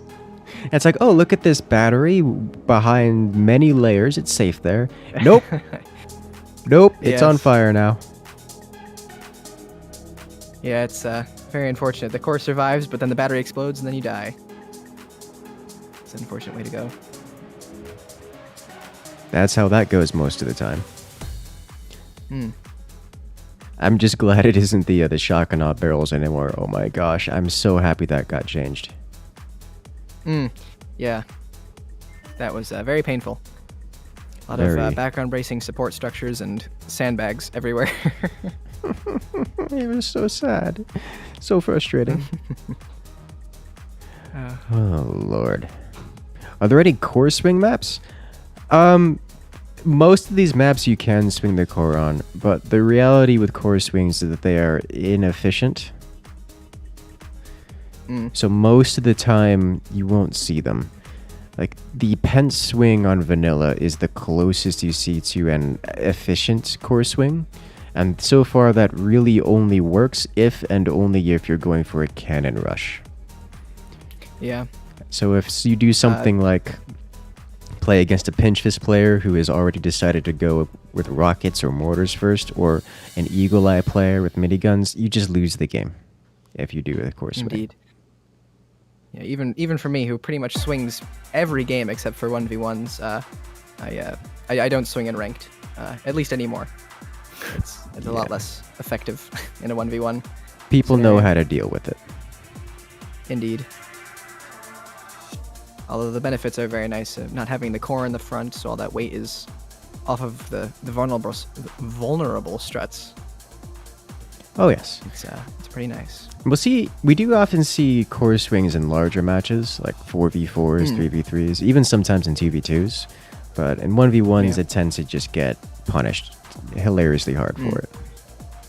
Especially if you're doing a rush like missiles, where the core really doesn't really fit in the... If it goes very well where it is to start out with. It doesn't Yes. get in the way of anything. Indeed. Do you guys have a favorite commander? Personally, I'm partial towards Spook. Yeah, I think I'd have to go with Spook as well. I think for winning, which is different than my favorite, I think it would be Pinch, at least in 1v1 scenarios. In 4v4s, it's usually Warthog. He is probably my favorite at the moment. Yep. Warthog and Spook.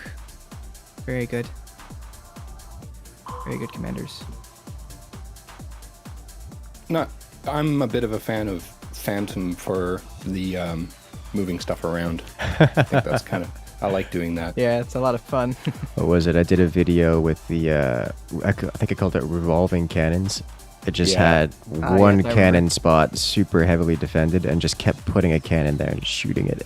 Just Yeah, revolving that it was around. awesome. It was beautiful. Loved it. It's a great strategy. We see Phantom used a lot in some of these custom maps, especially these larger custom maps, like the tug of war maps especially. Yeah. Because Yep. you can keep your weapons safely behind the lines and then move them forward to fire and move them back. It's great. It's Yeah. great. On one of those big tug of war ones, we built like about 15 buzzsaws and just cycled them in and out and just kept firing them constantly. Oh god, it was horrible. I feel so bad for the other team, but it got the job done. Oh jeez. Yeah, I appreciate that Phantom may not be the strongest 1v1 or 2v2 commander, but gives such a different playstyle opportunity that it's just fun to have around. Yeah, exactly. Indeed. I think the main downside of her mind games is they're great, but when you get to face players in rank 1 through about 50, they're very good at telling what's where and what doesn't belong and what should be there, and know a lot about what bases should look like. So when something doesn't add up, it's like, well, guess I'm playing against Phantom. Yep. Yes. That is I think that's something I've read a lot in chat. It's like, oh, but Phantom can put down sneaky things and they're invisible or fake. Isn't that overpowered? It's like, no, it's not. Everyone who knows how to counter it knows exactly what is fake and not fake every time you put it down. Indeed. All right, looks like the players are ready here. Yep. So we should be good to go. Let's do this.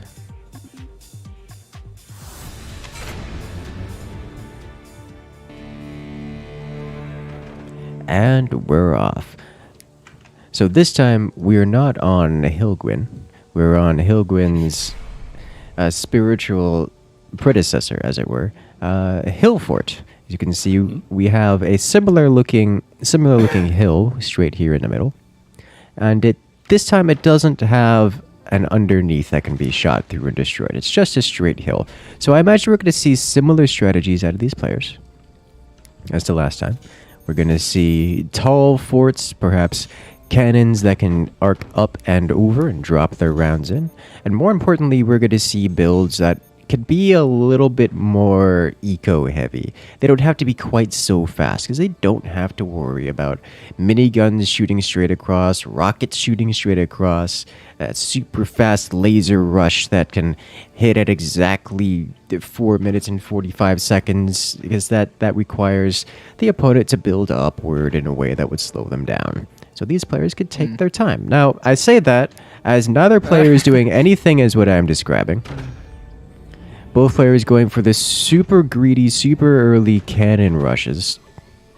Yeah. Staying on 3 mines before even getting their munitions plant down. Okay, now we're going up to 5 mines. Okay. Okay. There we go. Yeah. Now we're seeing the extra mines being placed. I think these players they wanted to get their cannons out just in case, perhaps because their opponent is doing the same thing, but they are slowing it down and getting their economy running. Something I see very commonly on this map, at least in the rank scenario, is howitzers, which is interesting, as they are pretty much covered for half of the map by the big structure in the middle, or the big terrain in the middle. Gunners cannot fire at them. Yes, which is very good. It is. The howitzers are surprisingly effective on this map. There's one thing we know is that mortars don't work because it's so easy to shoot down the mortars. And you would think that would work the same way for howitzers, but in practice, the howitzers are just defended until they hit the halfway point, at which point the howitzers are just too thick to shoot down.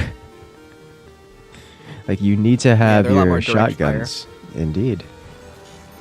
Yeah. Alright, yeah, so we've got those early cannons being placed at the 2.5 minute mark. Wow, that's, he's really going fast at that. So, Alex coming in with a mega fast cannon. Above his core, it looks like he's going to just barely be able to get that across. And on the left-hand side, we have Eaton doing the exact same thing in the exact same time. So that's fun. They're chatting at each other. Just conversing while they're waiting for the cannons to finish. It's literally at a point where the builds are so greedy, so refined, that they're in the waiting stage. They have nothing left to spend their money on except for the second cannon, which has just gone down. They got a fast cannon than you by like half a second. That's how perfect these builds are. Welcome to Forts, ladies and gentlemen. Welcome to Pro Gaming. Oh my. Giving each other sass about someone being half a second faster. It's not even sass. They're just like they're just being friendly to each other. They are. It's Hello, all how you good doing? fun. These players I'm have gonna done explode this. Friendly you. banter. They have done this so many times. Good lord.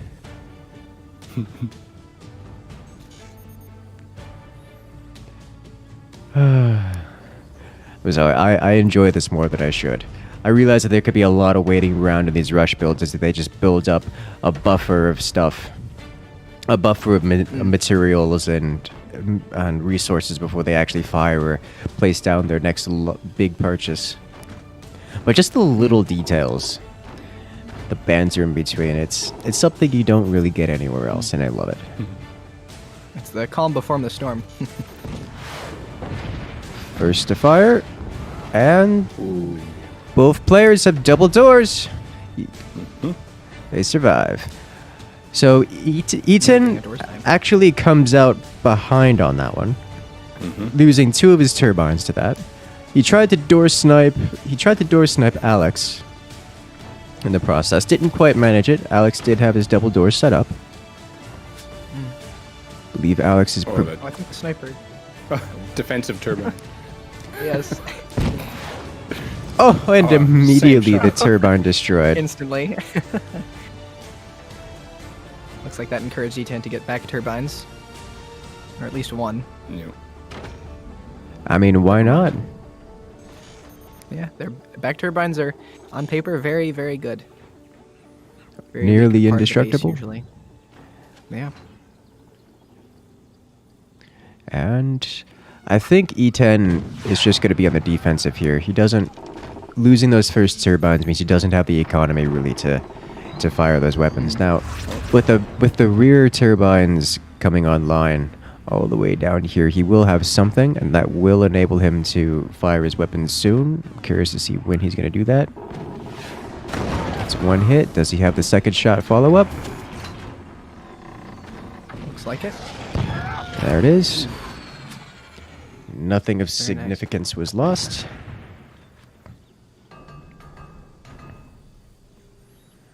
Just a bit of And- damaged doors.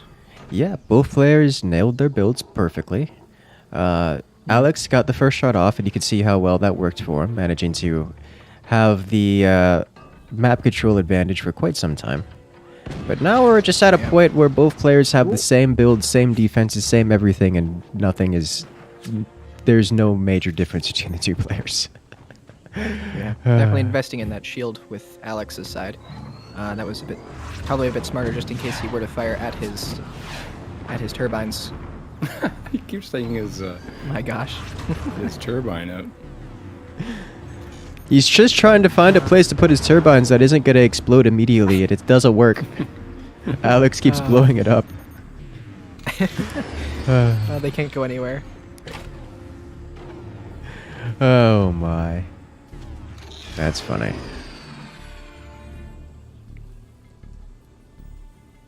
I'm curious as to what the commanders are here.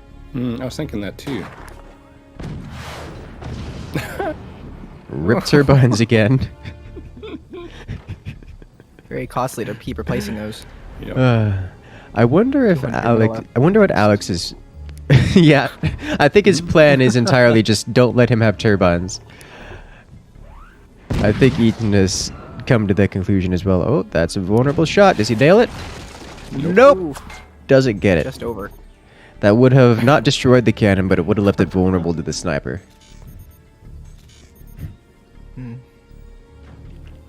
Looks like Eaton is putting the turbines a bit lower in hopes that the cannons don't have the angle on that. I think so. He's also managed to block them off. I don't think those turbines were ever... I think it was. I don't think they were ever intended to be fully operational. He just wanted something more than he has, because he does not have enough. Yeah, indeed. Those turbines already starting at a low efficiency.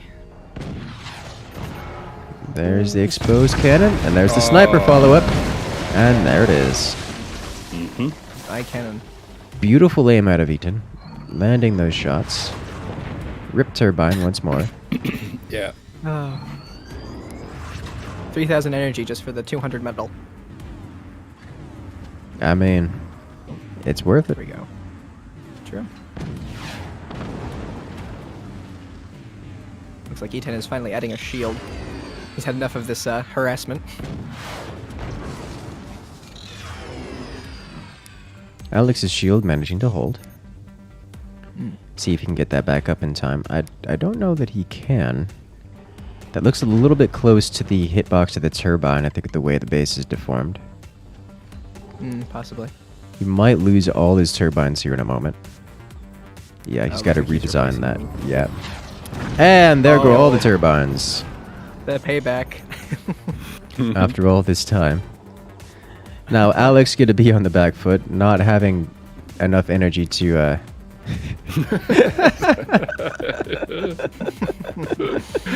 That's great.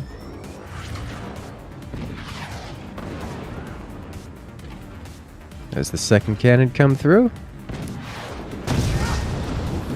I mean, it went through something. Yeah, eradicating the sniper. That's one way to do it. And its door. I see Eaton has sold off those extra turbines he had right on top of his core. Just temporary, it seems. I wonder what the next stage of these players is going to be. Cannons are great at suppressing your opponents here, but not so great at finishing the game, just because the... Oh! Ooh. And there it is. So now E10 can just continue expanding his weapons while Alex can doesn't have any weapons to suppress him with. Indeed, and it looks like he's going with the workshop technology once more. Might see some mortars. Might see some buzzsaws. He did also... true. He also sold his Tier 2 tech, the munitions plant, which is an interesting choice. Indeed. I wonder... Buzzsaws can very often be lethal on this map, just because no one really defends the bottom of their base. Because, well, there's a big giant... there's a big giant wall in the middle, so if you could buzzsaw the lower part, you can cause the entire base to collapse. It's great. Very true. Looks like Eaton reading our minds here puts a turbine in one of the weak areas of the buzzsaw.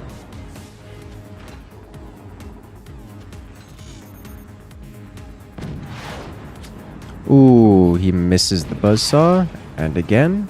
Twice. Ooh, he tried for it. Didn't quite nail the shot. No destructive terrain. Yep. And Eaton immediately noticing that vulnerability. He's gonna seal it off with metal. He had one shot with the buzzsaw, and that's not gonna work anymore. And away goes the buzzsaw. Now here's the thing. Eaton is literally doing the same thing. I wonder if Alex is gonna notice. For E10, it's a bit less good for him to have the buzzsaw, as he doesn't really have any cannons to drop on the bottom of Alex's base. As with E10, Alex could drop all of the stuff on top of him. Yeah, but that angle though, if he hits right by the the mines, that is absolutely going to collapse the base. Yes, very true.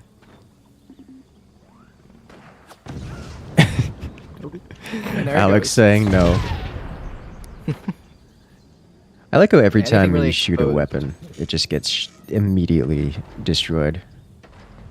Yeah, anything exposed just gets shot after shooting it once, it's gone. It looks like Eaton has finally managed to tech up to the howitzers. It's about 1/3 of the way complete. Yeah, that would have been the next step for me, on this map at least. But here's the thing. It looks like they spent a lot of time just sniping and counter-sniping each other. Not a whole lot of time actually teching up and getting to the really lethal weapons on this map. So we've got a little less than 2 minutes left, and really not anything that either player can do about it right now. So this is going to be... This might come down to time on how much damage has been dealt. Yeah, neither fort has any reactor damage so far. Oh. Never mind. Oh, There we go. so much. As you were saying, Uh-huh. Eaton takes the reactor damage advantage. Indeed. Dropping it down to 95%. I think Alex Eaton is currently in the lead. Yeah, I think Alex knows his fate. He doesn't have the technology to get any weapons. There's only 1 minute left, not enough time to build the technology, not, let alone the weapons. Yeah. He's gonna let it happen. Yeah. Not much he can do at this point, especially with the howitzer incoming. That could seal the deal.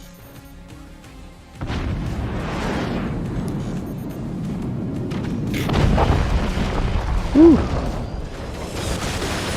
Oh, cannon follow-up for the lethal. They're reloaded. Reloaded at this point. More splash. Not quite. Angle wasn't quite there. The cannons don't quite have the angle on the core they need.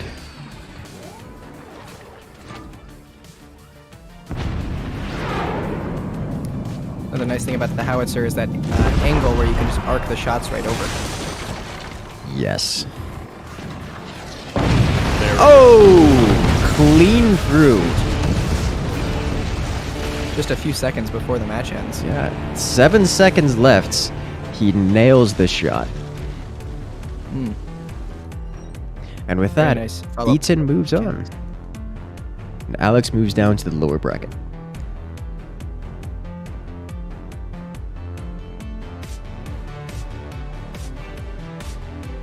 Yeah, that's I think the second time now we've seen a follow-up with a howitzer and then a cannon.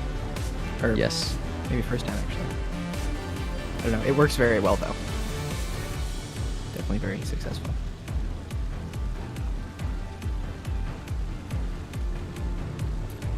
Oh, and we did see Spook from Team 1 this time. Played by Etan. Very interesting. I mean, it's a good commander. Very true. He's 69k damage again. Nice.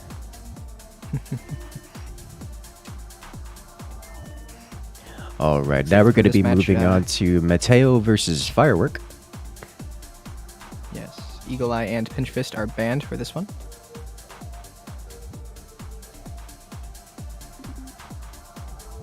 To Oh, and ban Abyss. Eagle Eye. I mean, I guess that's fair, especially on Abyss. It's quite a strange map, and Eagle Eye is powerful on Abyss. I would think Mateo would want to play Eagle Eye himself. He is the kind of player who enjoys that kind of thing. So to ban it, maybe he's just tired of running Eagle Eye Abyss. Possibly.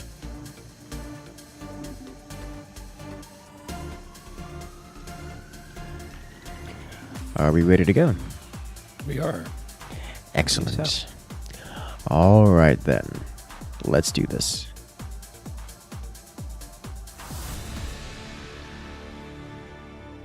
Mateo might have some PTSD from the finals and the Reflex finals. Entirely Painful possible. match. But here on the left-hand side, we have Mateo on Abyss, the vertical map with an endless void beneath you, facing off against Firework.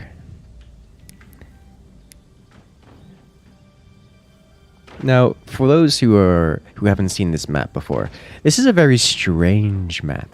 Not only are the bases hanging onto the walls, but there's basically endless space you could expand to, up and down.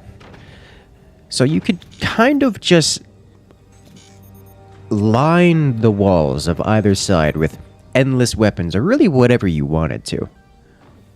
And that has some interesting side effects in terms of game balance and such, because most weapons, they're designed to be in a fort. You have a tiny little base that could be defended with metal and such, and you have a weapon with a door in it. Here you don't have to be confined to such. simple conventions. You can literally take over the entire half of your map and do whatever you want with it. And players will often do that. Or at least almost all of it. Yeah, we can see both players opting for the quick expansion upwards for the extra mine and turbine area. Indeed. The expansions for these maps are mostly up a little bit and then down a little bit. You could see we have the players who could expand down to this little alcove here, and there they could build an additional mine, or they could expand up to this slightly larger alcove. Now, it'll be worth noting that the larger alcove takes a bit more investment to get to, but the benefit of getting up there, as opposed on top of having a somewhat larger space, is that you get the additional energy efficiency on your wind turbines. So it's very rare that you see players expand downward, just because you have to expand upward at some point in order to get the energy efficiency on your turbines. Indeed. We can see firework going full buzzsaws here. Yeah, that could be devastating on this map, Yep. as most players use nothing but the cheap wooden structure. Oh, we have scatter shot It's like scatter shot. out of Very interesting choice. firework, and I Wondering think when we would see him. that's spook out of Mateo. Very possibly. Yeah, It with the couldn't be pinch fist. with the cheap wooden structure. Pinch fist is banned for this one. Oh, I said couldn't, but Couldn't it be. came through. Okay. Yeah. Yes. With the So cheap spook wooden is probably structure better. expansions, the buzzsaws are very effective.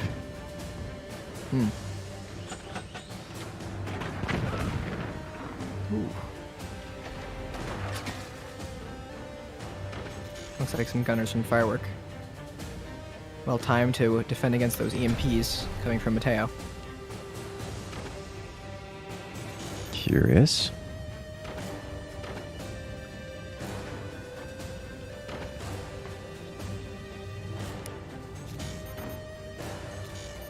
We do have the upgraded rockets going to be ready before the first firing. Another buzzsaw disconnects. Uh-oh. Rip that sniper. And losing a door and some metal. That's unfortunate. Never fun. Yes. I'm wondering what fireworks endgame here is, as buzzsaws normally don't take you into the endgame, but it looks like, just as I was going to say that, he places a swarm missile down. Funny story, you can actually fit a swarm missile on this base without having to portal it out. It fits right there, and most people don't expect it. And it's also extraordinarily powerful because it comes from below, an angle at which gunners are not really capable of handling. Does make it quite tricky to deal with. Although it looks like Mateo's rockets are about to be coming out. Could see some massive damage here if those manage to land. We do have a couple anti-air gunners available, so those might not all make it. Although luckily for Mateo, there's a lot of anti-air gunners. Yes. Yeah, shotgun and the mini. Shotgun, the mini, the sniper. That's two of them down. And rocket lands. Although now that Mateo knows the location of the other gunners, he will for sure be focusing those areas. Oh, absolutely. Things are about to get real rough for firework here. Core damage has been dealt. AA. Ah, yes. Mateo now in the lead. 8%.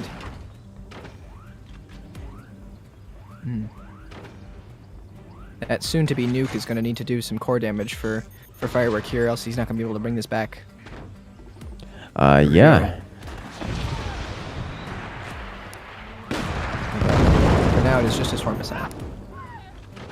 We'll see how long it takes him to upgrade that to a nuke, because right now there is no real anti-air for Mateo.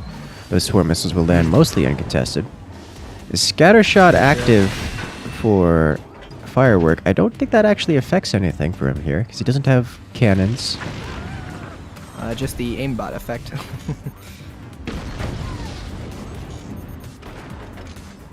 Fireworks base turning into Swiss cheese, one shotgun blast at a time. Yeah, they're very effective at doing that. Ooh, Uh-oh. I think Mateo wants to take out that swarm missile launcher, or that warhead launcher before it's completed.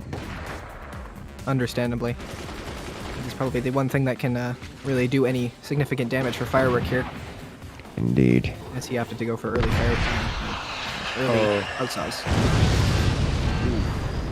Ooh, boy. Down to 66%. Oh, he's trying. If he can get it, that's basically game over for Firework, but it's almost completed, and Mateo really doesn't have anything that can hit it. Oh, he's going straight for the core. It's a base rush. The nuke might just be lethal here. Shot. Oh. Oh! Oh man. Not much damage No. on the core. Killing That is is. the only things that can hurt him. You could tear him off here. I'm kind of surprised to see Firework didn't go straight for the core there. But Yeah, hey, you yeah, know, I agree. with the rockets gone, that'll give Firework plenty of time to fire a second time. Indeed. Some nice breathing room. Here comes another. Here we go. This is on the core, right? It looks like it. Yes, He's got the shotgun ready. Doesn't even need the shotgun. Not firing for the core the first time gave Mateo enough time to get his anti-air online. And now that warhead is very unlikely to land a shot. At least until Firework manages to clear out and suppress Mateo. Would either require a lot of snipers or a lot of shotguns. One requires another, or the armory, so another tech structure, which would be costly. I think he's going with the buzzsaw option to try to disconnect. Very viable. He'll have to find the perfect shot.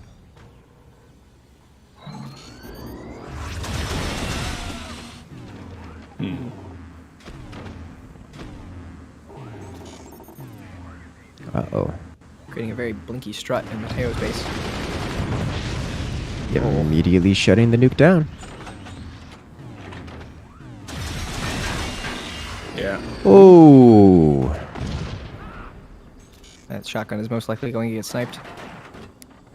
Barely managing to survive that. Barely managing nearly. to survive that.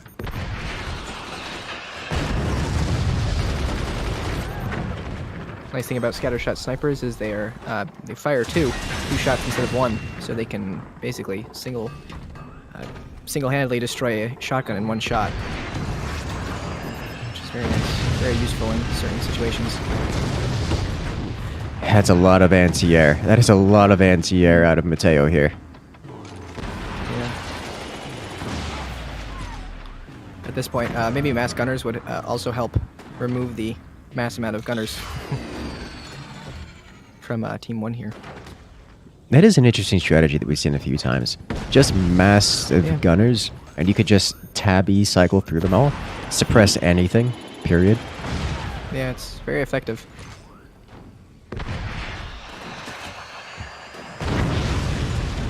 I think Still going for Mateo that launcher. really wants the nuke launcher down. Yeah. Oh. There it And is. it looks like he's gonna get his wish That's exposed. if he can snipe it in time. He doesn't have any other weapons. He's lost too many weapons to finish it off. But he could Oh, try. He's damaging it. It's just not enough to destroy it. Yeah. Losing that will definitely seal Fireworks' fate here. Oh, he shut. Oh, he shut it down! Oh no! Right Oh. as he paid for it. Jeez. Oh, that's brutal. Very unfortunate for Firework here. Just got gypped out of 4,000 energy. So pricey. So wasted. Rockets are just uncontested here as there's really no AA. Nothing that's surviving. Yeah. And there's sniper door snipe. That's gonna be a problem for Firework here. All Being Mateo alive, has but to not the do. core. Yeah, all Mateo has to do now is just ramp up his damage a little bit more, and that'll be the end. Yeah, probably another upgrading that EMP to a rocket would probably do it. Looks like he's actually building another one up at the top as well. Hmm. Yeah, Firework has no snipers currently, so he can't really do anything about that exposed EMP up top. That's always painful to is see risky. that and not be able to do anything about it. Very true.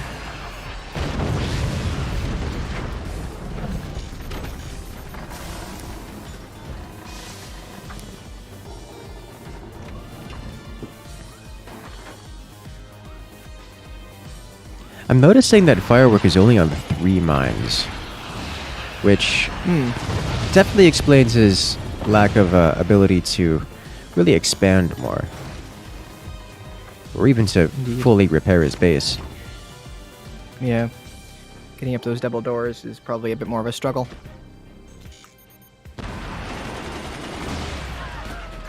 Oh, there's the AA that's needed.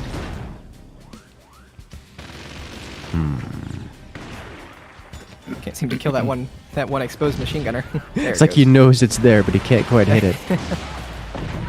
Yeah. Oh, well, there go all the gunners again, which means another wave of rockets. EMPing the sniper just as it finishes building, which means they can't fire the nuke. It's just the EMP lockdown. Mateo just needs to increase his firepower, which he's doing. It's a work in progress. Of course, Yeah. Mateo can't work Slow and too steady. quickly because he doesn't have his own economy. He's spending it all on weapons. Very true. Oh, the nuke is launched. Uh-oh. Manually firing the gunners. Whew. Did not make it. He's kind of relying on RNG there with that nuke. Yeah. Oh, I he is mean- selling off the nuclear launcher. It's a good strategy.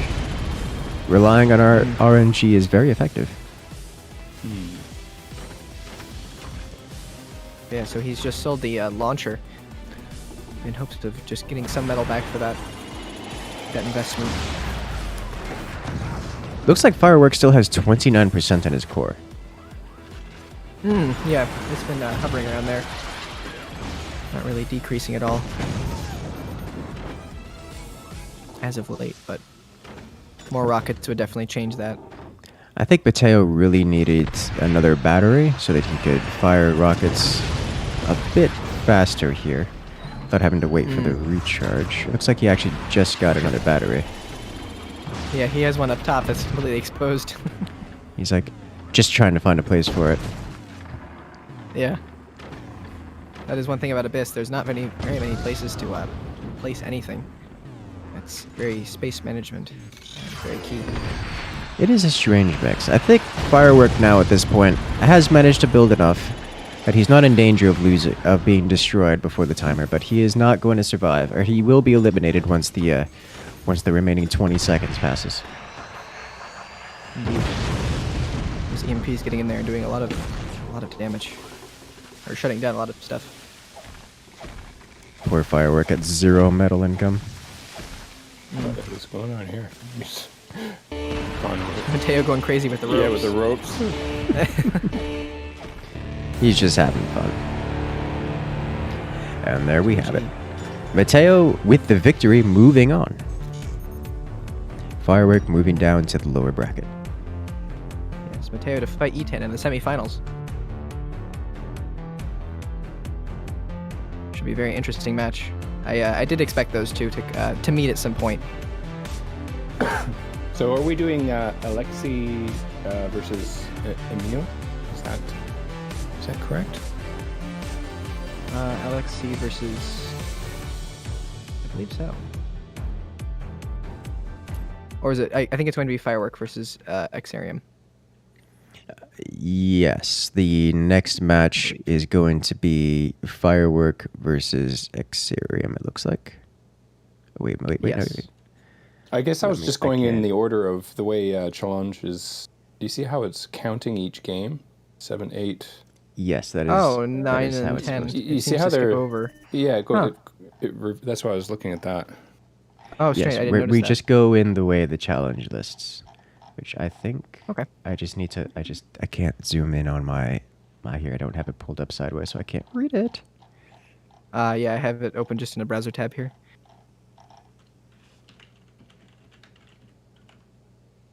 So yes, I guess Alex C versus Emil Yeah. will be up next.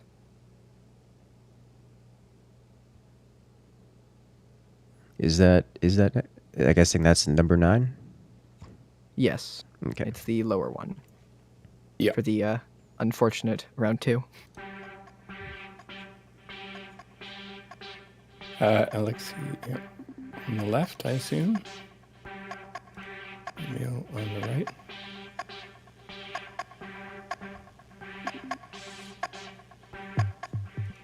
Looks like Pinchfist and Spook are both banned for this match between Alex and Emil.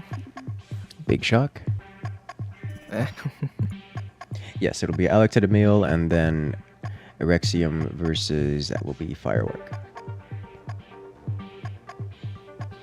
yes.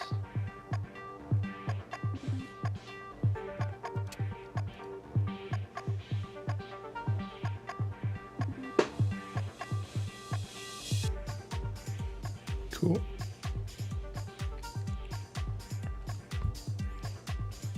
Ah, yes, and then this map is also from the map tournament By Merrick's. by Morox. Yes. Merrick's Very well known makes for so his many good lovely maps.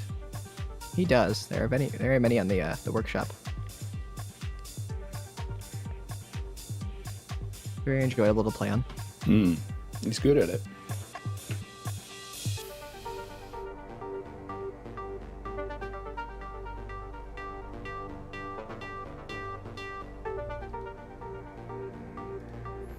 All right.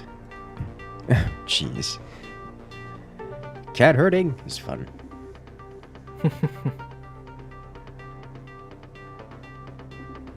I am slightly unfamiliar with the map, so I'm not sure exactly how it looks at the moment. Actually, I might take a look. Oh wait, nope. All right, looks like they are ready to go. Let's do this.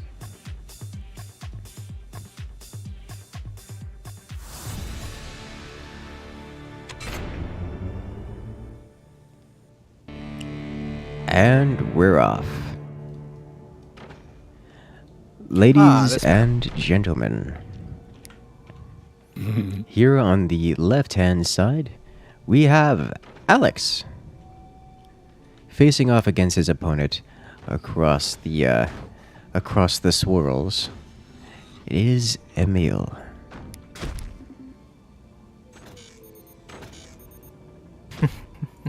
So I do want to take a moment to talk about this map.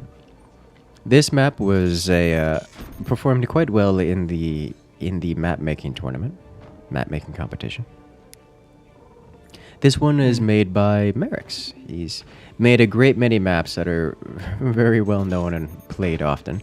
It's unique. It's got a lot of swirls all over the place. Looks almost like a Very sort of swirly kind of map. thorny bristle bush with its vine-like swirls and the spikes on them.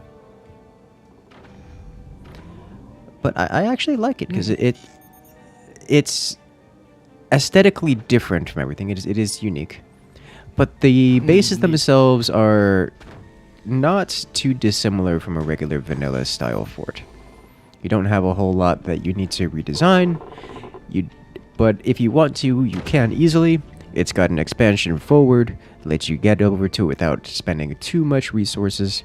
It doesn't destroy your base to connect to it, as you can see here. For example, Emil has connected to it without even really affecting the structural integrity of their base. And on top of that, you can't use this forward expansion to do super cheeky shenanigans like fully support your base and keep it immortal.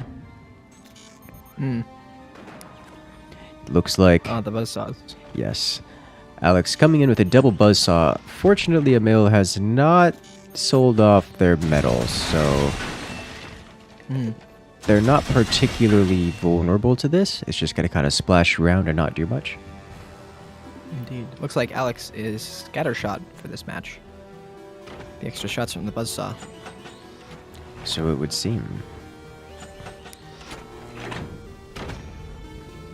Oh, and looks like a combined forces commander from Team 2. Curious to see which option they went with. Hmm. Whatever it is, it looks like they're going to be going for the heavy weapons rush. Or heavy weapons directly. Don't know if it's a rush at this point. Heavy weapons build. Heavy weapons build, yes. Ooh. Counter snipe. We do see a swarm missile out of Alex here. So that's going to be relevant. We see 2 now, actually. Just placed a second one behind his core. Or did he? Oh, yes, he did. Oh, that's cutting it real close to the core. But hey, you know, if it works. Yeah, jeez. That would be fantastic if he clipped his own core there. Oh, God. Gee.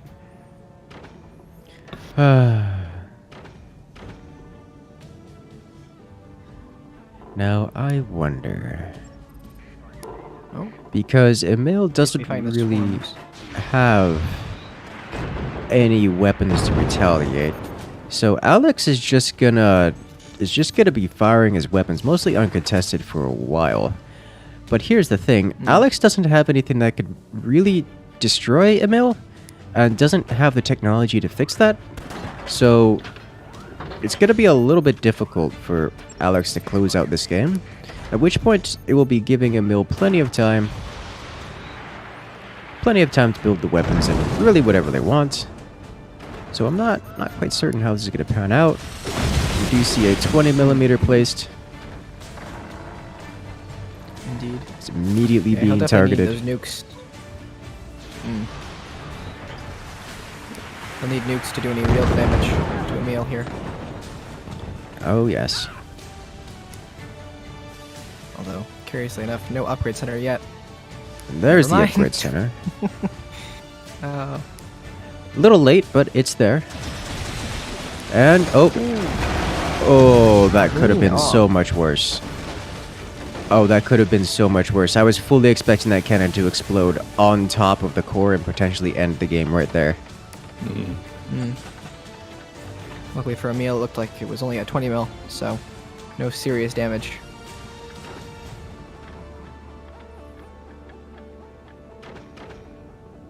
Presumably either Buster or Moonshine for this. One of the two, it would seem. It's not Phantom, as we don't see any invisible weapons. Yes.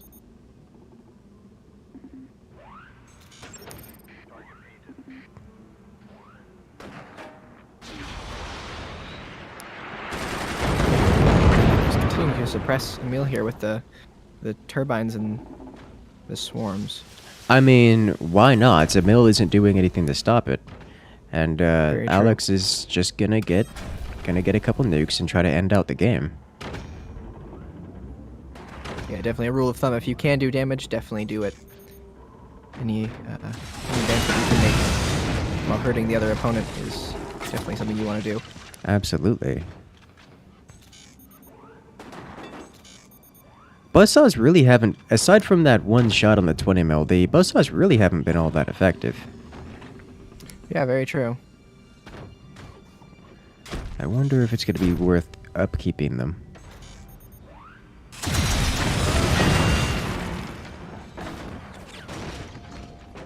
Ooh, those mines are completely exposed. Just the sniper.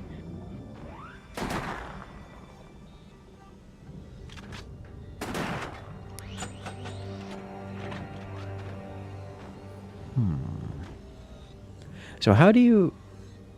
I'm trying to predict how many nukes are going to be needed to break down Emil, but that's only one machine gunner at this point. So probably not many. Like, unless that machine gunner gets Probably, super yeah. lucky. I agree. We might just see the end, nuke or at least the will beginning of the end right here. Oof. Oh, machine gunner does its job. Man.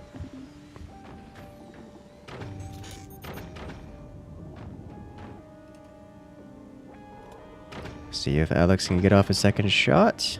He's got 2 nukes, but does not have the energy to sustain 2 nukes. That's for sure. Looks like there's a harsh wind floor on this map. So it seems. Sitting at 100%. We have the ability to fire another nuke once more. Honestly, he should probably fire the forwardmost nuke and aim at the machine gun trench to make that go away before trying to do anything else.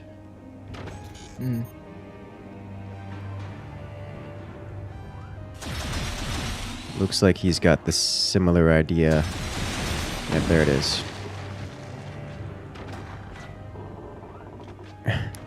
Really? Using the wind turbine to quickly block off the door. Oh, Lord. Hey, Emil finally investing into some metal. Uh-oh. This is what I was concerned about. Oh, he's got enough machine gunners now. But this is what I was concerned about for Alex. Alex really didn't have weapons to destroy Emil. It is now 8.5 minutes before Emil got weapons out.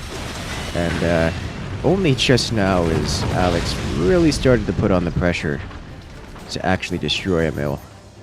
So it seems like both players just gotta slow down to a point where they're not... Yep, that's the Buster. Ooh, that was very close to getting some core damage. Yeah, very.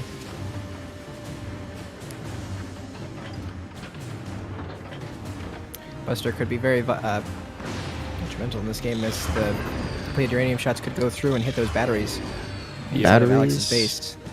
And that would be that would definitely be a chain reaction of resulting in a lot of pain on Alex's side.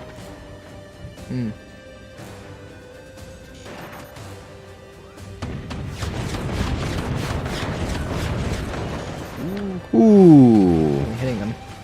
The moment a second 20 mil comes online, it's going to be game over for Alex. Alex really needs to get those shots off, but that's just so much anti-air. That's 1, 2, 3, 4, 5, 6, 7 gunners. 8 gunners. That's quite a bit. Alex has not been able to, despite having swarm missiles, despite having map control for basically the entire game, has not been able to suppress Emil. Yeah, it's going to be tough getting those nukes through now.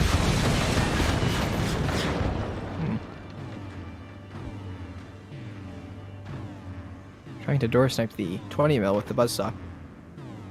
I mean, he got it. True. It just it was a buzzsaw, so it didn't exactly destroy much. Oh my gosh. Oh, that was lucky. That was so lucky. That was so close to making it through. Why? Why is it like this?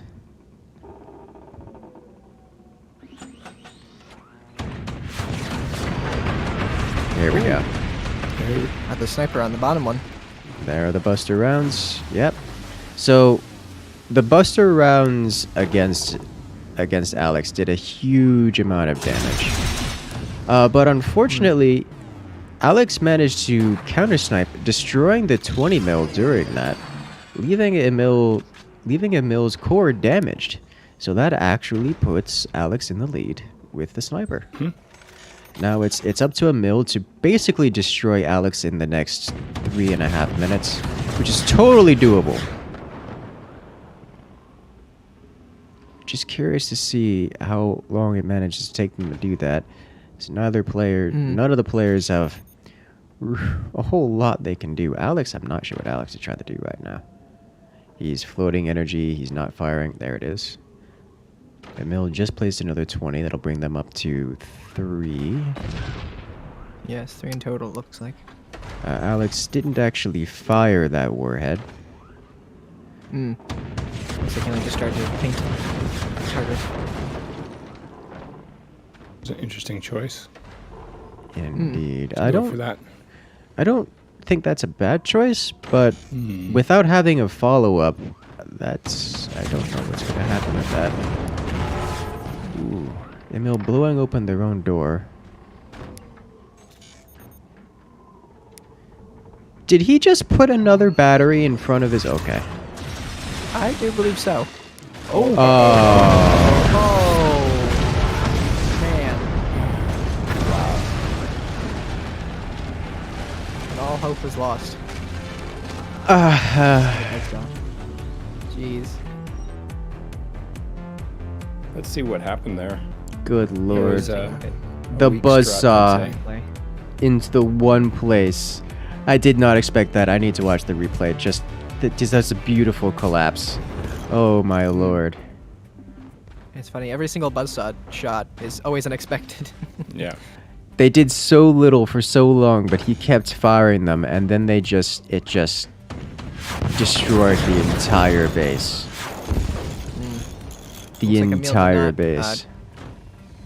Double or cross brace the lower section of their fort, making it more susceptible to weight issues.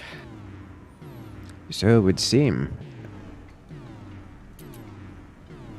Firework interaction. Aim script. Ah, yes. Oh jeez. It just hit right above the sandbags. A beautiful shot, causing the entire base to wobble, and that was it. Just enough weight to collapse it.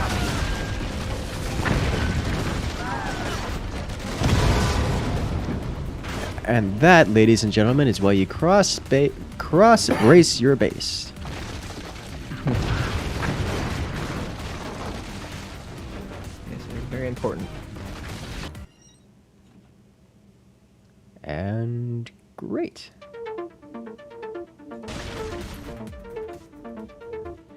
So there, Alex continues on. Emil has been eliminated. Yes. Next will be Firework and Xarium. Indeed. Winner moving on to fight Alex in the next round.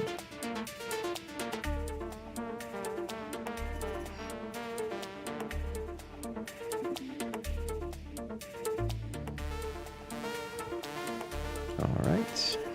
Firework on Team 1, Xarium on Team 2. Pinchfist and Spook are banned. Again. Surprising. Cliffside.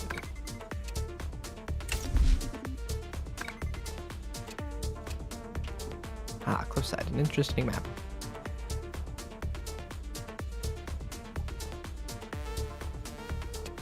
Cliffside by Little Wren. Hmm. Should be an interesting match. I am interested. This Actually is made Firework quite a few. versus Xarium, so it's going to be a good match, I think, either way.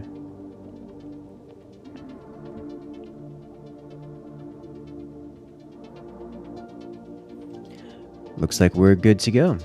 You ready? Good to go. Let's do this.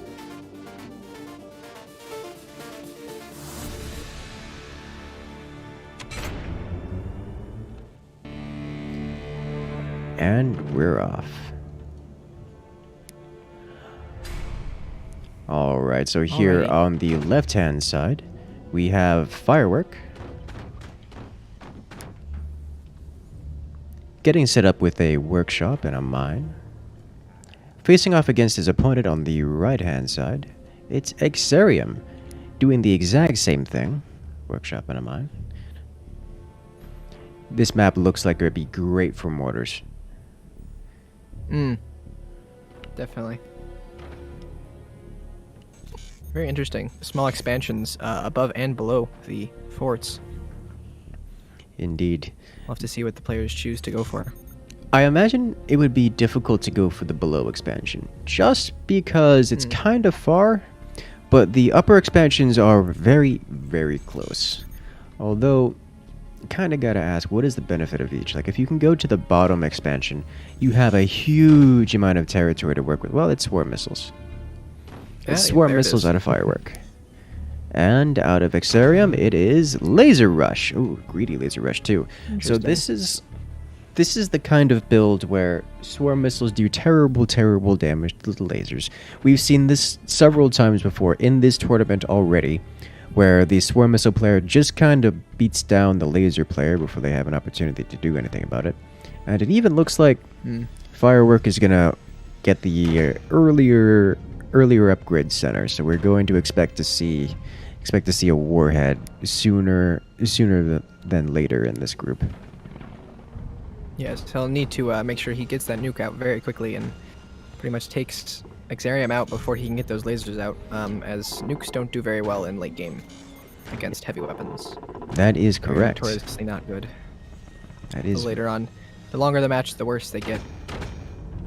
That is very correct. And it looks like XVIII has already built himself a little place for gunners. So he does know this is coming. You don't think you have to worry too much about it being blindsided by this. It's just a matter of how much... Yes. It's just a matter of how much overcompensation is going to happen. If any at all.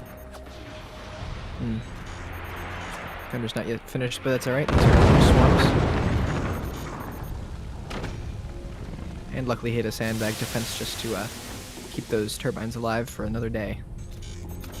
You say that, but the turbines also didn't survive. Oh, they didn't. Oh, he replaced it. Alright, I see. Yeah. Yeah, no, these sandbags are usually very good at stopping them, but sometimes one of them worms through. It just happens. Yeah. We already have the warhead ready to go, or at least we already have the warhead upgrading for Firework. Firework also upgrading his machine guns to at least one of them to a minigunner. Looks like he's going to try to punch through the machine gun nest with a buzzsaw and then clean everything up with a minigun. Follow it up with a nuke. He's got a sniper. Right. Yeah, that's a lot to go through. Yeah. There it is. Ooh. And the minigun follow-up. There we There go. it is. That's what he was looking for. He's almost got the warhead ready to go. Now, it's worth noting that XVIII does have his laser placed, so as long as he isn't destroyed in the next 60 seconds, he will be able to return fire. XVIII getting those big bracings, gonna try to defend. The singular machine gunner taking out the nuke. Yeah, that could have been lethal. With the buzzsaw Yes. cleanup of the spaced wood, that nuke would have landed before the rest of the wood became corporeal. So that single gunner, despite getting sniped for it, did manage to save the game there for XVIII. Let's see if they can do that again.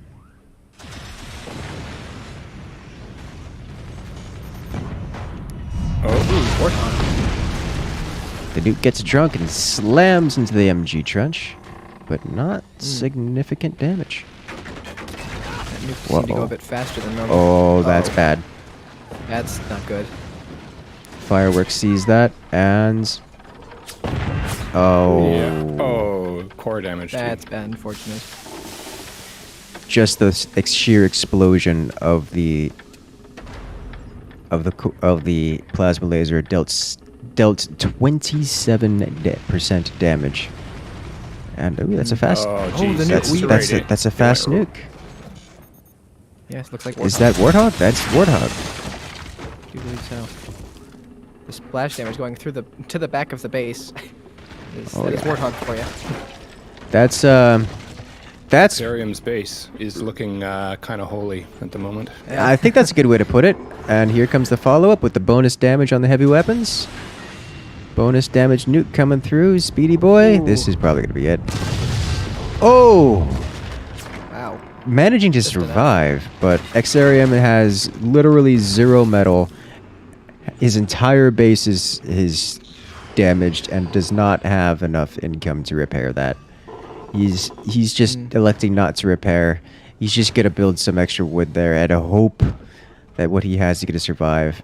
The fireworks is gonna fire somewhere else. Fire somewhere else at his base, and this is gonna be it. Yep.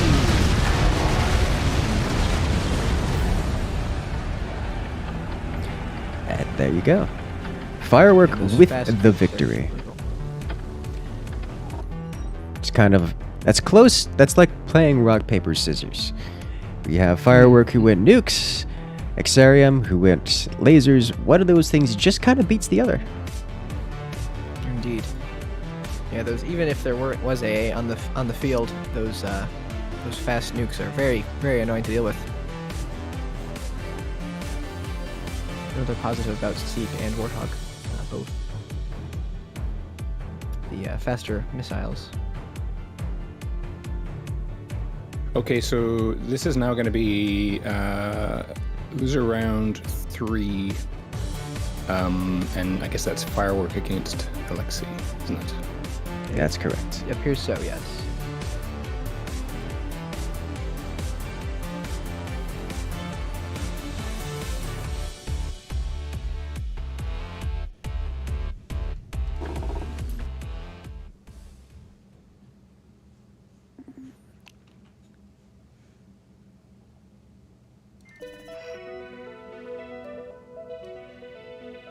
Teammates against each other. Ooh. Ah, Exciting. Well, to be fair, while they are technically teammates because they're in the same clan, so to speak, all of these players play against each other so often and so much. Hmm. yeah, true. There's hardly a difference at this point. Oh, I remember this map. From Pan W. Mm.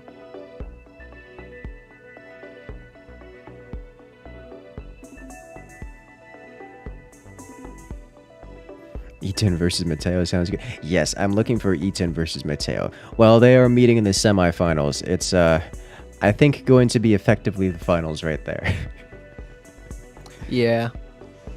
That is going to be definitely an eventful match. That is the match I am personally really looking forward to. E10 Yes, versus me as well. Mateo right there. This is a cool looking map.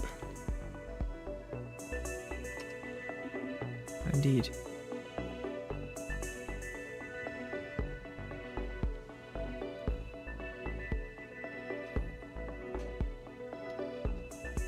We have the bands coming in now from the players.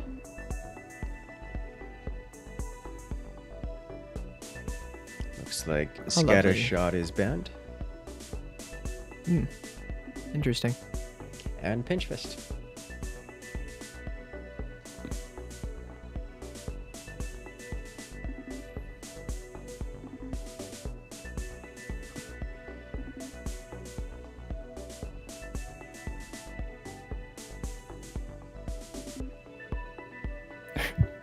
All right. Looks like we're The ready to go. The smack talk is happening. Let's do this. I planned for your planning. Versus Alex. And we're off.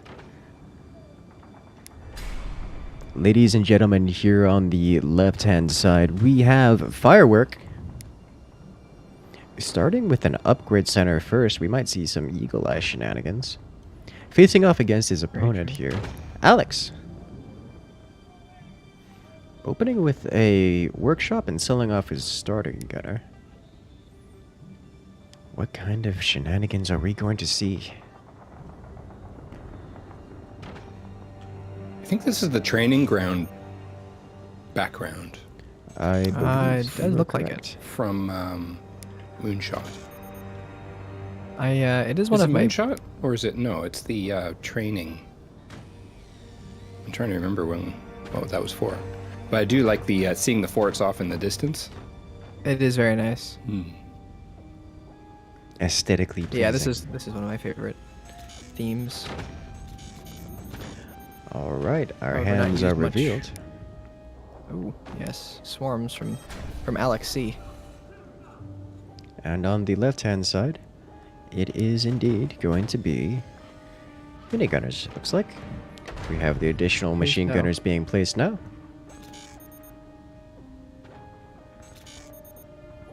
So we're going to have minigunners versus swarm missiles. Now, there's the upgrade. So, minigunners versus swarm missiles. This is going to be a I don't know how this is gonna pan out. The AP sniper out of Firework might be the deciding factor. Yeah, I think that's gonna be the deciding factor here, because that means that now Alex can't just rely on having a sniper available. They have to defend it. And when it comes to a game that's this low eco, with only 3 mines out of each player, the scrappiness. Oh, the greed. Oh, 40. AP Far sniper Oh man. down to 40%. 10% Oh, he's got to get. 10%. Alex has Oh, got to get the extra wood in there. Oh, is it going to be enough? Is it going to be enough? Oh, that's it. Wow. Oh, that's it. Oh my gosh. Wow. That's got to be a record right there. Another 2 record. minutes, 24 seconds.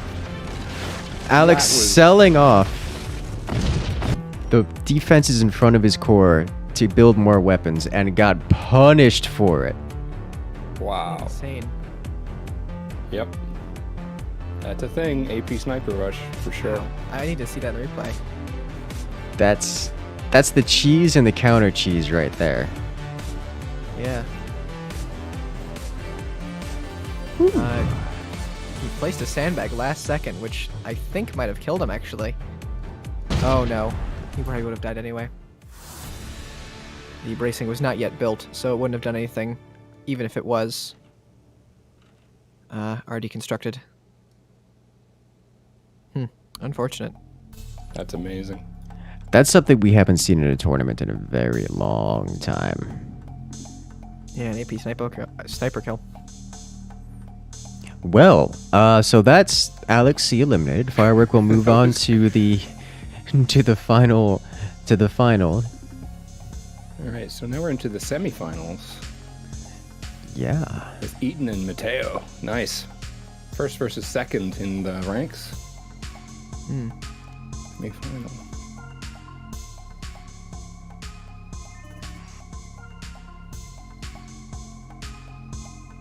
That was absolutely beautiful. That was absolutely beautiful. I'm sorry. I love AP snipers and snipers in general. They're just so much fun to play with. You very rarely get to see AP snipers eliminating a core off of a player who just got a little bit too greedy. Yeah. AP snipers really can, and even regular snipers can both really turn the tide of the game with really minimal cost. Snipers are very cheap. Yeah, Can they do a are. lot of damage if used correctly. Or they can have you sitting there using all of your APM and doing nothing while your opponent gets actual weapons. One of the two. The less favorable option. Yeah, it's all a big balancing act of firing and controlling what's going on in your base. Lot to take in.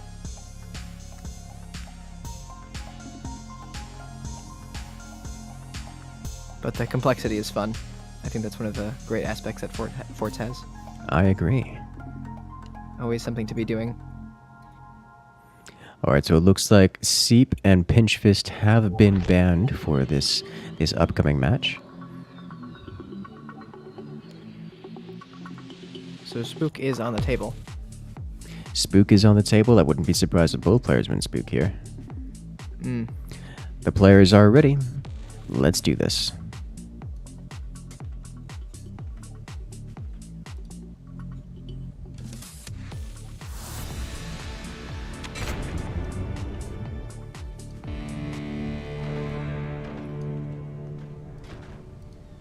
And we're off. Alrighty.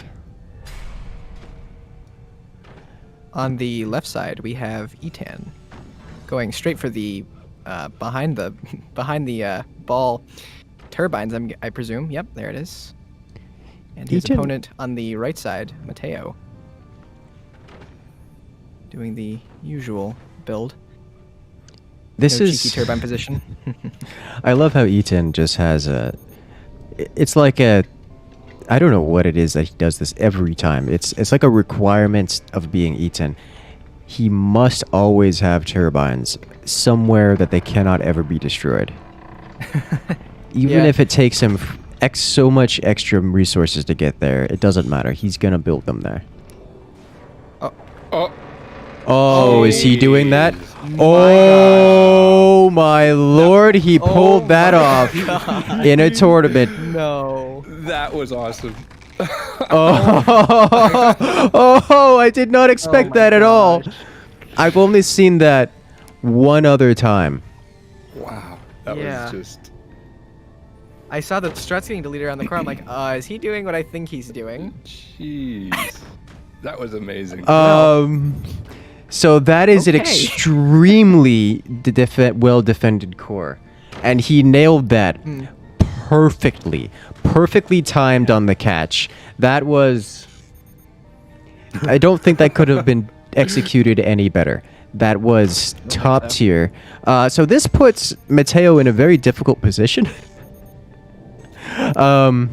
Matteo. That was at about what 13 minutes or 14 minutes that he did that. Just remember that for the replay. Yeah.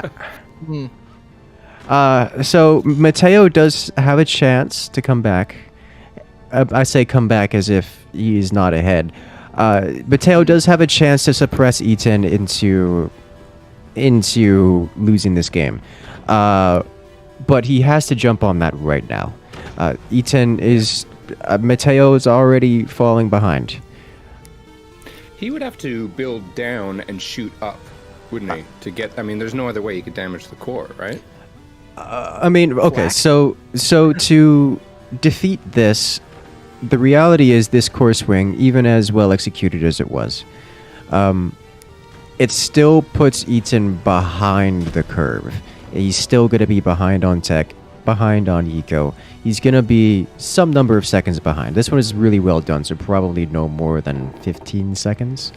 But that's enough, as you guys are well aware. If Matteo just keeps with his builds and applies pressure early, Eaton really doesn't have any way of stopping the pressure.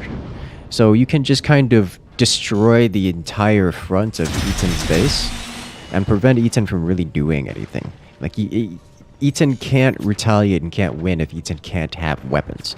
So you just stop him from having weapons, and then you can work from there where you want to go. You can either build all the way down to the lower island and laser up, or mortars tend to work particularly well. That's rough. That's a really rough position. But like here, for example, look at this. He's already disconnected, and Eaton has to defend that particular spot, or he loses his connection, and that's a really rough task to do. Yeah. I think he's just mitigated that by connecting up top. Ooh. Well, Good shot. okay. Well, if Matteo just loses everything, then that'll put him behind enough for Eaton to come back into it. And yeah, look at this. Eaton already has a heavy weapon placed. He hasn't been punished enough for this. That's likely going to be a regular old cannon. And with it, he's just going to defend it and blow up Matteo. So he doesn't have to really worry about defending his core. Oh, scatter shot. Interesting. It looks to be a 20 mil, which does line up with him being scatter shot. That is 20 mil. You are correct. I think so. I was when we were talking about 20 mils earlier, I was going to mention scatter shot, as I'd like to see scatter shot be used at least once with 20 mils, as they're really good. And I think we're going to. Yes. Very excited. He's even going to Lasers complete. coming out. He's even going to complete the 20 mil before Matteo completes his laser. Oh, that's so rough. It's unfortunate. What happened there is Matteo invested early with all the extra buzzsaws, and then they all got destroyed by Eaton's buzzsaw, which put him behind. And there's the 20. There goes the mine. Oh, that just Really killing the other feels two. bad to be Matteo right now.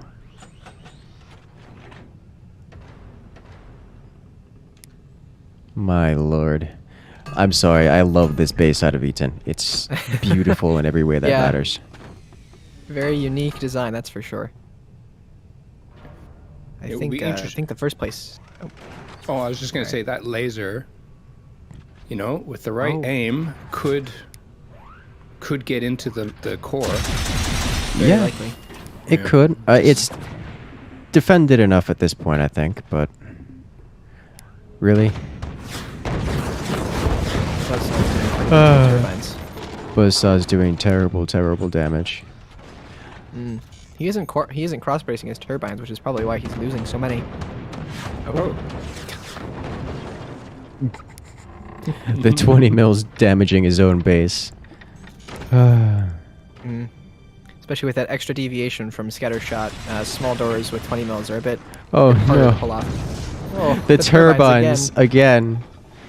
Alright, well this time Eaton has his commander ability available, so he should be able to do a lot more damage. Maybe even lethal damage to the core if it's Okay. It's Here's the laser. Oh, he touches the core. It. Oh, it 28. Oh, it's burning. Wow. Oh, that was so close. Can he survive the retaliation? No. Oh man. Oh, 10% That was- core HP left on the That swing was awesome. on the swing core. Jeez. Oh, Mateo with the More target perfect makes sense. accuracy laser. It's just not enough. With the Wardog active to help him just push through all those defenses. Man. That was just an amazing result. Insane. Oh, that was a beautiful match. That was an absolutely... A second more. Yes. Yes. Second more with the laser. Eaton will be Yep. gone. Oh, Yep. That's insane. that match was a lot closer than I think it had any right to be. I loved it. Yeah. That's amazing. That's swing. That's swing. I don't care if Oh, Eaton yes, I wins can go this or back and not. look at That's already... Yeah. A win in the book. Yes. Whew. Oof. But yes, I do believe, just on the topic of the swing, I believe it was, well, I guess, invented, I guess, for lack of a better term, by Felix.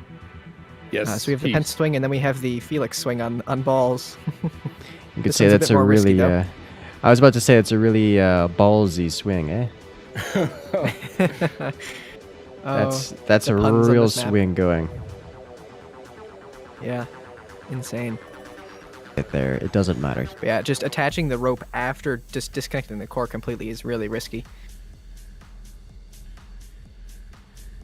Good thing So you're the this- host, Incursus, or else you might not have made it. That is a very real concern. That is a very real concern. So this You heard it is here, kids. Internet can kill. Mateo versus Firework in the lesser round 4.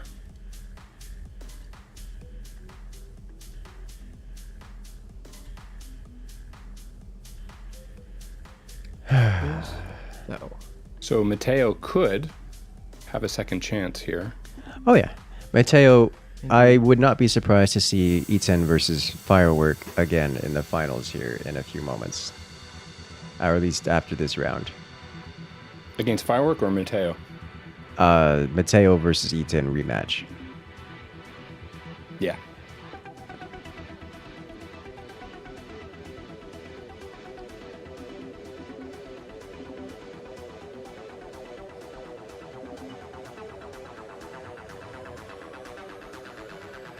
Skylands. Definitely a very Skylands. interesting map. Yeah. This is another one where we see a lot of howitzers. It's also a map God, where and the tier tier 3 threes. mortars are actually a somewhat threatening weapon. Yeah. I think this is the only map I've ever done tier 3s on in a ranked match. I think it was the first of the season. I was like, you know what? I feel like doing this, so I'm going to do it. Yeah, I think And it it's- surprisingly worked.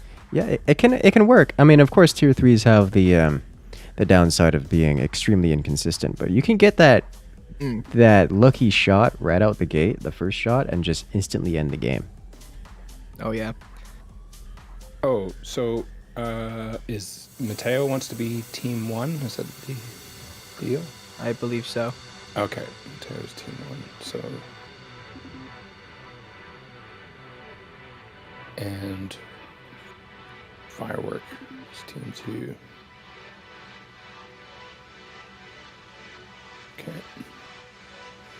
Yes, it appears it is set up correctly. So it looks like Warthog and Spook are banned. Interesting. Pinch Fist and Seep up for grabs, if they so do want it. I imagine Pinch Fist won't be chosen here because this is a map where you can't directly attack your opponent for a while. But we are good to go, so let's get this party started. Lower bracket finals.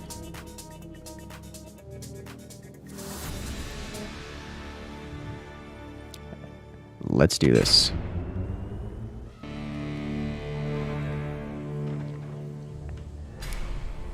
And we're off. All right, so here on the left-hand side, we have Mateo facing off against his opponent here in the losers or lower bracket final. We have Firework. Now, this is Skylands. This is a map where there's not a whole lot of ground, your bases are very wide, the wind floor is absolutely brutal, and you have a big, thick piece of fort in the middle separating you two, the two players, which makes things very difficult for any kind of rush. Definitely acts as a kind of a deterrent for firing early. Exactly. And you would think, oh, but mortars are so great, except that your opponent's bases are very wide and can have nearly infinite amount of uncontested anti-air. So we don't see a whole lot of those. So a lot of this map... 500 gunners later. Exactly. So... And I guess you're a bit vulnerable from underneath, I guess. Yes. Especially with lasers and sometimes even missiles of a form. Yes, missiles are usually my go-to on this map. I get 6 of them and then just go crazy. So what strategies do you think these players are going to go for, Bob? Well, the early workshop that's already placed inside each fort is definitely an incentive to go for either missiles or mortars. As we said, mortars don't work too well on this map, and both players know that. So it's possible... Oh, swarm missiles from Mateo. So he'll possibly be going for mass swarms and nukes, as he has an upgrade center as well. From the right side, it's a bit early to tell, as he hasn't placed any weapons yet. Could be heavy weapons, but there is no storage for the tech, of course. So I guess we'll just have to wait a bit more to see. We do see a buzzsaw out of right side, so there could be a little bit of harassment there. Perhaps trying to disconnect some of the expansions. Swarms from Firework as well. Very interesting.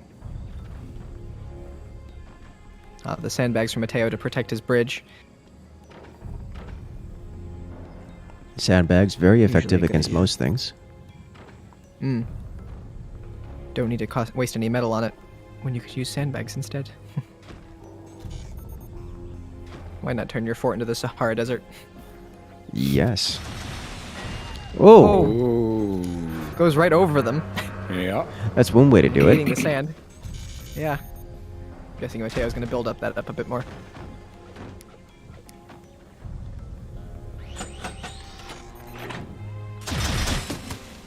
Oh, he hits the sand this time. Sand accomplishing what it's there to do.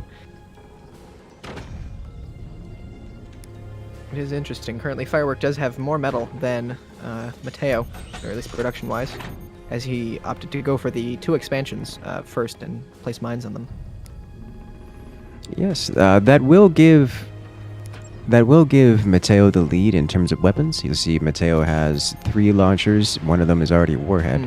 Whereas Firework has 3 launchers, and only one of them is complete and ready to fire. Now the second one does not even have the upgrade center completed, let alone a warhead started.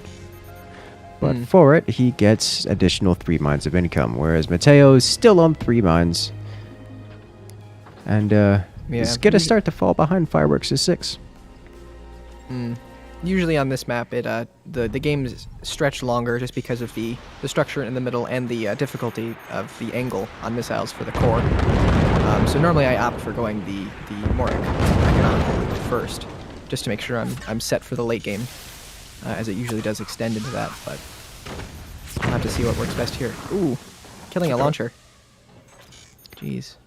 That's unfortunate. I'm gonna set Mateo back. 500 metal.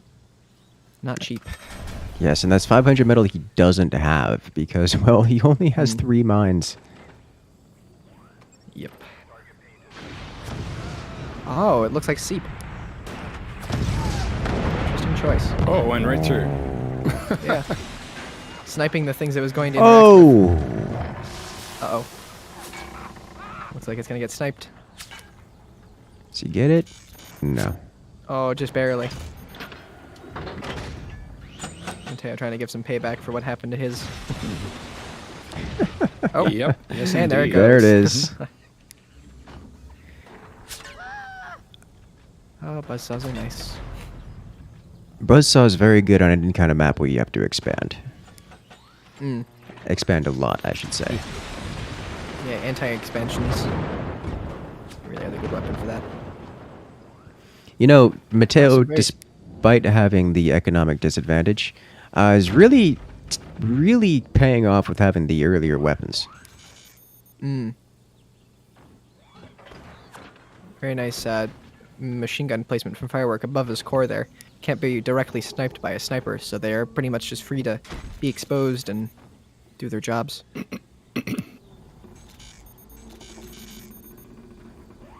have to see if they successfully can take out that nuke. Ooh, dual nukes.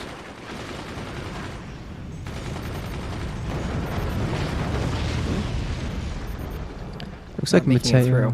Yeah, Mateo doing a similar structure with the machine guns above. Still not expanding back. Just continuing to spend money on the missiles. Unfortunately, the nuke does not make it for Mateo. It looks like Firework has immediately begun transitioning into a different technology. Gonna go with the armory tech, which indicates that he's looking to stay with nukes as the primary weapon. He's just gonna be supplementing them with most likely flak and shotguns. Yes, they will definitely be very helpful in the conquest to remove all the AA from Team 1. Indeed. It's also fairly common for players to go cannons here on this map, even after opening swarm missiles. Though with a 15-minute time limit, that might be a little bit difficult. Yes, at this point in the match.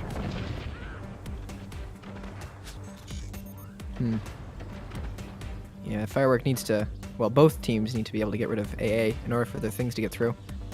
Their missiles individually. Oh ho ho ho, that has an angle. minigunner. Beautiful. That's going to do a lot of work. That's for sure.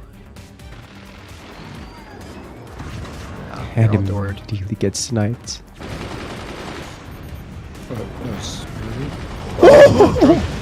It goes drunk and goes through the open door. Oh my lord!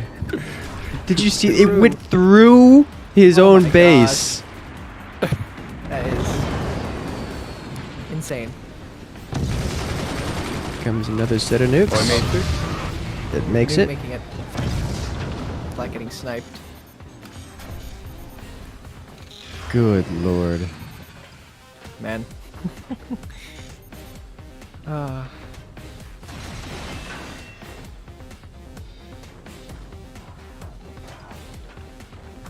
Looks like a flak down in the bottom, upgrading to a shotgun.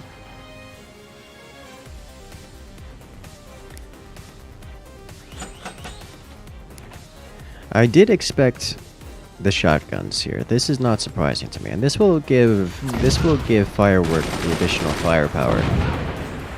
He needs to really clear out a lot of that anti-air. You know, assuming it survives. Assuming it survives the onslaught.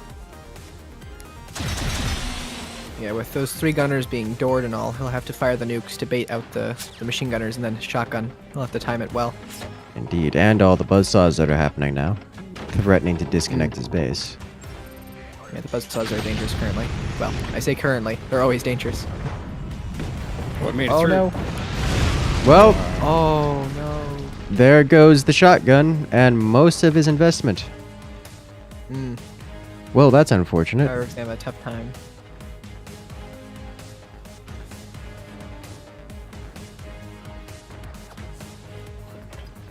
Oh boy.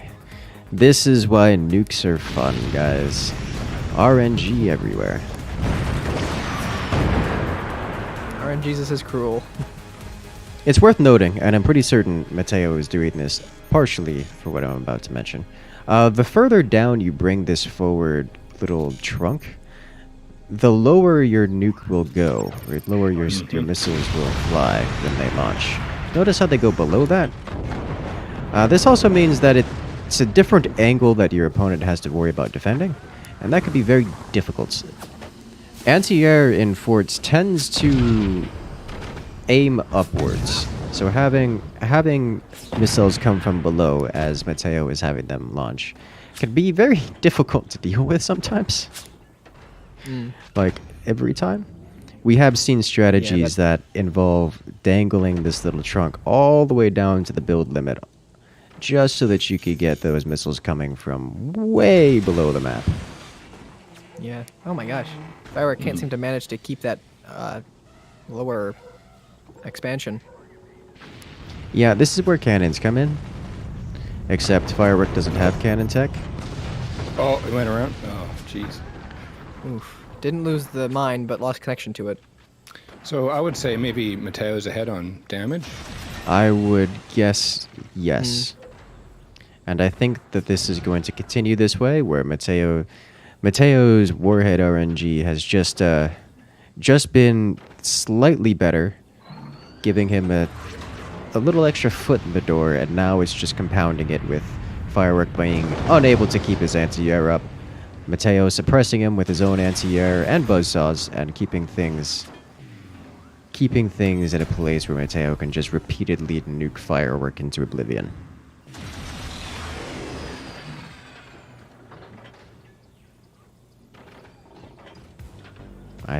That is my prediction for how the rest of this match will go.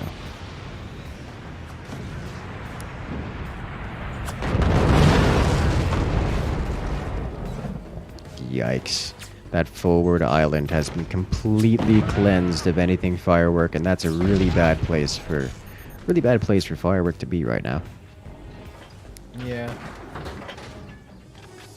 Mateo not really expanding anymore, just focusing on launching more weapons. The buzzsaw chopping everything down. Man. Oh. Here we go. How is this? If this sneaks around there. It's exposing the launchers. Immediately chance to getting kill them. sniped.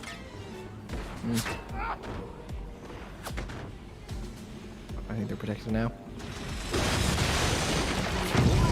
Nope. Oh. AP sniper. The AP snipes. They are brutal. To be fair, Firework wasn't exactly using those anymore. True, he hasn't fired them in quite some time. But even if he were to, they probably would not make it. Mateo is expanding his swarm launchers. He's getting more of them. Yes, he's expanding them in the back.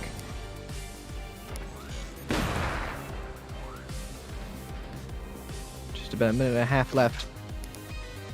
Do you think Mateo has this just based on damage overall? I think so as well. Both reactors on 100%.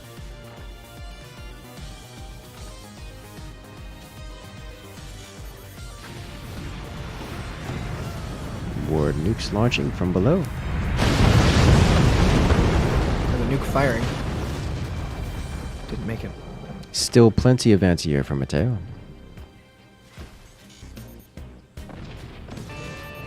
$60 remaining. Oh, Mateo actually expanding all the way down to the build limit, looking to get those there it nukes is. down and under. Geez, really going all the way down. I mean, if you really want to get those nukes going. Looks like he's also going to placing put a a sniper sniper down down there too. He's only got Focusing the buzzsaw. 30 seconds left, so he's got to fire that now-ish if he wants those missiles to land.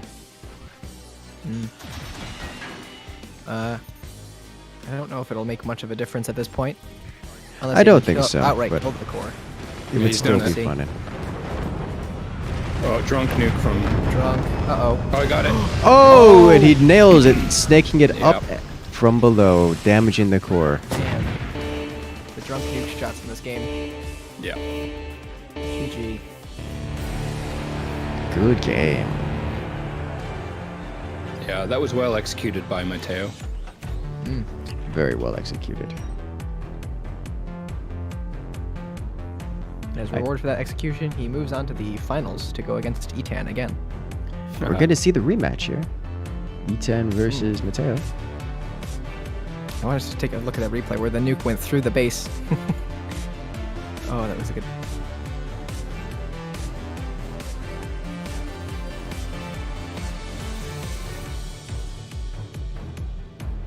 Oh, I think it was here.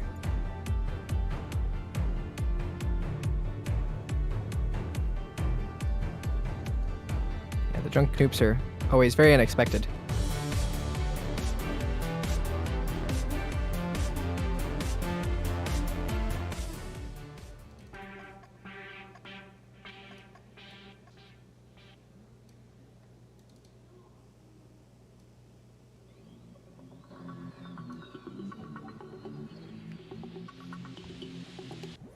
All right. Well, very well played by both players. Very close match, that's for sure. Yes. I'm always excited to see those players play. Firework needs to disconnect from the lobby. There he is. And Mateo and Eton are here.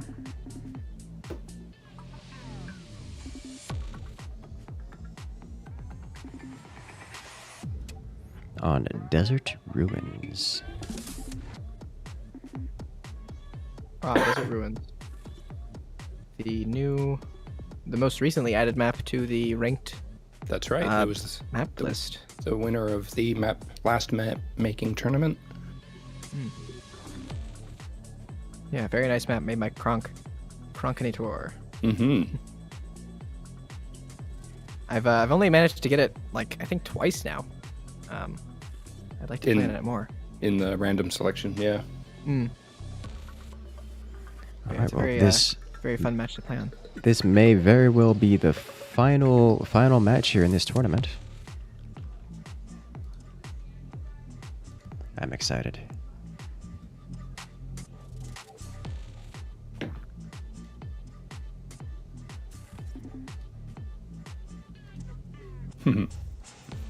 Eaton Band's Pinch Fist. Playing on the left.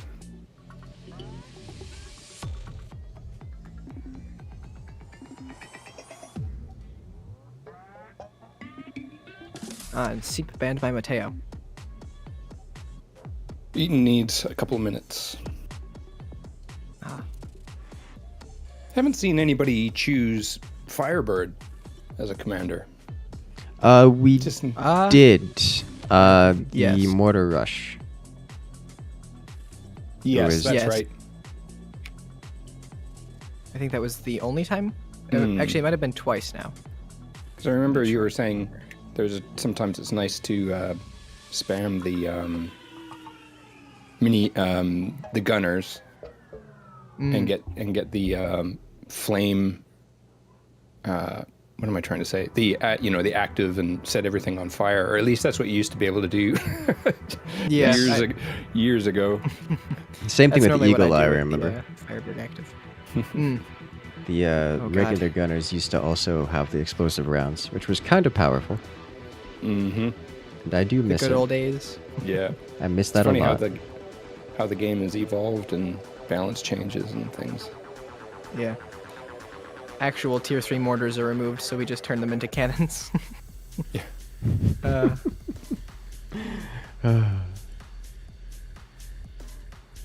Yeah, it's been a very fun ride over the past 4 years, that's for sure. Just seeing all the changes, like you were saying. Mm.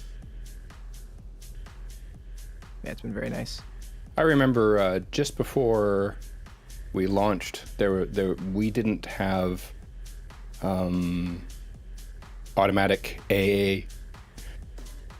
So like you always had to do your gunners manually. Hmm. And a few people who did some play testing for us said, this game is really hard, guys. Yeah. throw us a rope somehow. And we went and they suggested, and we're like, wow, this makes it so much easier. It's going to be too easy. But no, it turns out it's actually kind of nice. It was a good idea. Yeah. It was a very good idea. I remember when I first started playing Forts, there was no automatic anti-air. Went through the entire campaign. It was brutal. I don't remember. Because I got the game, I think, 2 days after it launched. Launched on the 19th. I think I got it the 21st in 2017.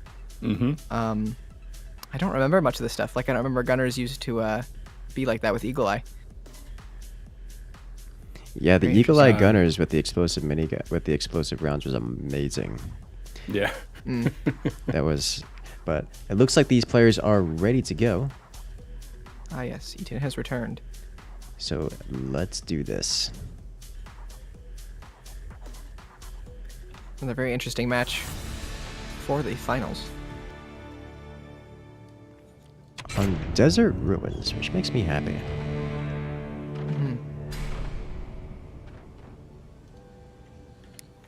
Alright, so here on the left-hand side, we have Eaton. Still the player I favor. I would bet on winning this match. This tournament overall. Facing off against Mateo on the right-hand side. Eaton already selling off a node. Oh, Mateo selling off. Mateo doing even more. Yes. A bit of redesigning in their bases, as it were.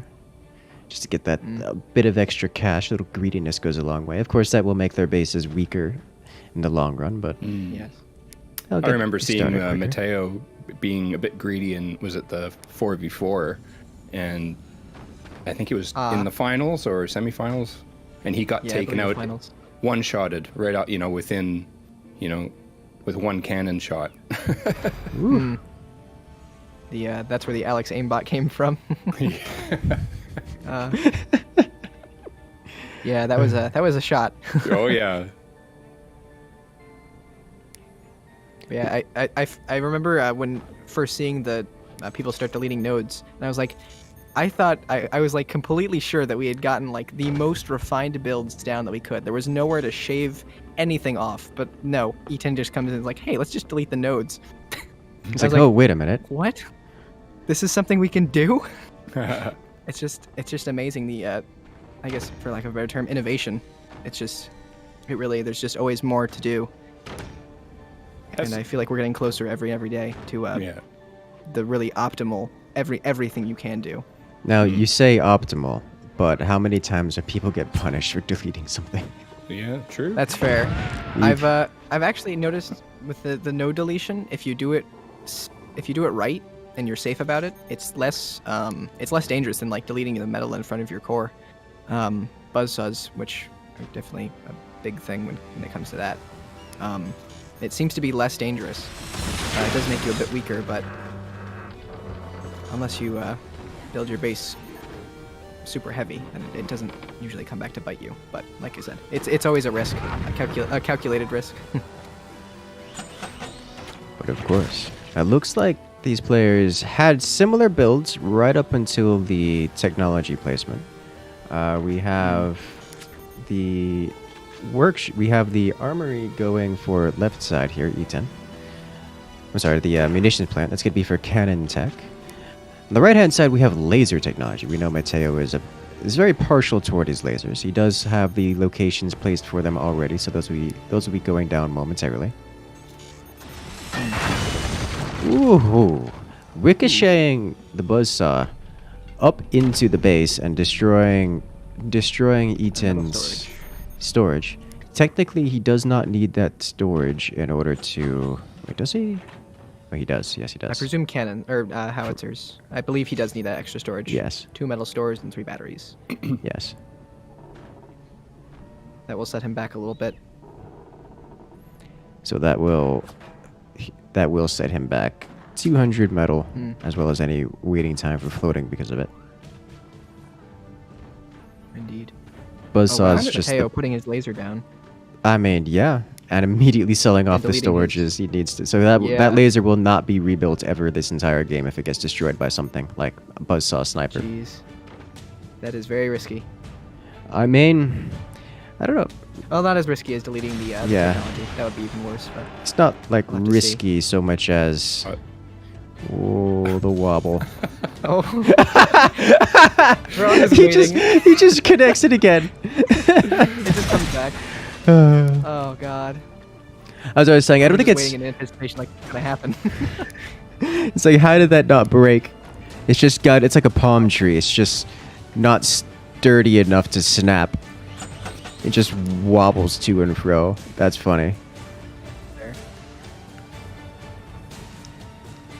It's interesting how over time, we have people that rise to the top, people like Eaton, and then they just dominate for a while, Mm-hmm. And where, like in the past, we used to have Trek Jeff was the guy that always won the tournaments, and we've had a few people come and go like that, and it's interesting. Eaton is the latest, and it'll be interesting to see if somebody can actually, defeat him. Yeah. Well, Mateo's giving him a good run for his money here. And we do see the successful completion of the heavy weapons for Mateo. And he's going straight for the howitzer, which manages to survive. I think there was just a little bit too much wobble on the base, which prevented the lasers from dealing their full damage. I think he ran out of energy as well. Oh, possibly. Because it didn't seem like it went as long as it should have.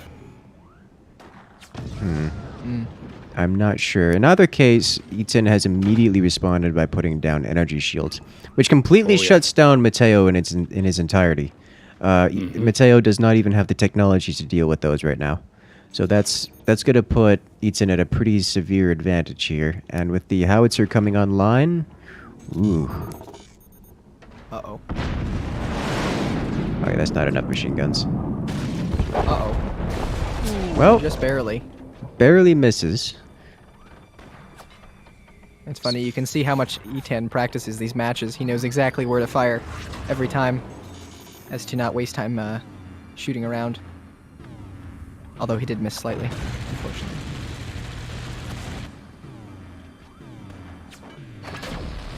A perfect shot. Has to pay the repair bill for the plasma laser, but that is fine. E10 just has some really thick wood in front of his base, and he's going to need more than just a plasma laser fire beam to cut through that. That is a sufficient defense. Howitzers are not making it. Too much AA on the field as of now. Indeed, but none of those machine gunners are defended. They're all exposed, so he's going to have some fun with the sniper. He gets the headshot on that sniper, so that's one down. Oh! Fire beam pays with its life.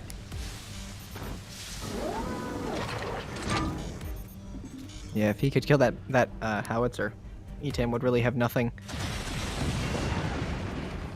to do damage with. That is true. However, E10 does have plenty of money. True. Oh, he lands the shot, and with it, damage has been dealt to the core. Only 2%. Not significant damage, but enough to put him in the lead in terms of the timer. Hmm.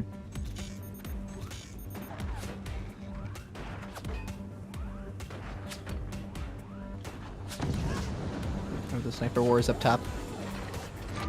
Always going on. Perpetual sniping to and fro. Oh, looks like That's one way to handle the sniper. I wonder slightly if overkill. I wonder if Done. Eaton is just going to try to starve out Mateo by blowing up his mines. Like, that's a perfectly effective option. Yeah, they're very Oh. hard to defend on this map. That's overdrive? Bonus build speed? Oh, no, architect. Architect, bonus build speed. That would make sense with the howitzer build. Yes. Ooh. Laser point defense. Ah, yes. Architect, another interesting commander. Used to be incredibly popular. I mean, she was really the only commander that was used just because of that extra storage and the build speed. But then once she was nerfed after Moonshot came out, it went around to other commanders. We don't really see architect that much anymore. Still powerful, just hard to fit into a good build these days. Oh, more splash damage on the core, and it's on fire. Ooh. 80% and dropping. 75% remaining on Mateo's core. Yeah, it's funny, just the era of all the different commanders used. There's Overdrive, Architect, now Pinch Fist. Wonder what will be next. Only one way to find out. Howitzer immediately punished or shut down. Man, that one energy shield from Eaton is completely shutting down Mateo's offense here. Looks like a 20 mil from the bottom of E10's base, just completely exposed. Interesting choice. That is an interesting Probably choice. towards Yeah, but I mean, very expensive removal of AA. yes. That, and there's no real reason to leave it exposed other than just to not draw attention from Mateo. Yeah. I do believe it is completely covered by the background bracing in the back. Yes, It is.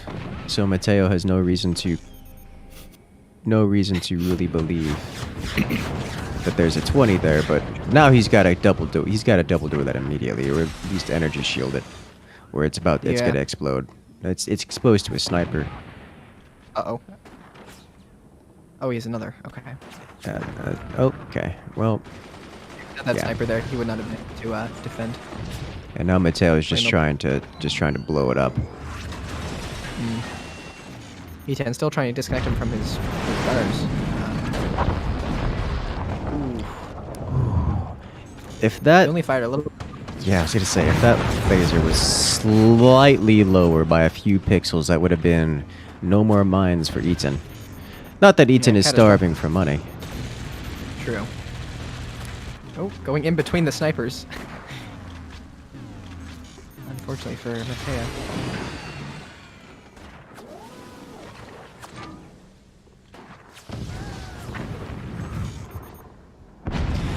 Eaton building multiple snipers for the damage output. Massive splash damage all over the base. Going for the follow-up with the 20 mil. Unfortunately, gets blocked by the fire beam from Mateo. I'm still amazed. How is this 20 mil still alive down here? Like, know. I get it. Eaton is doing very well with the suppression, but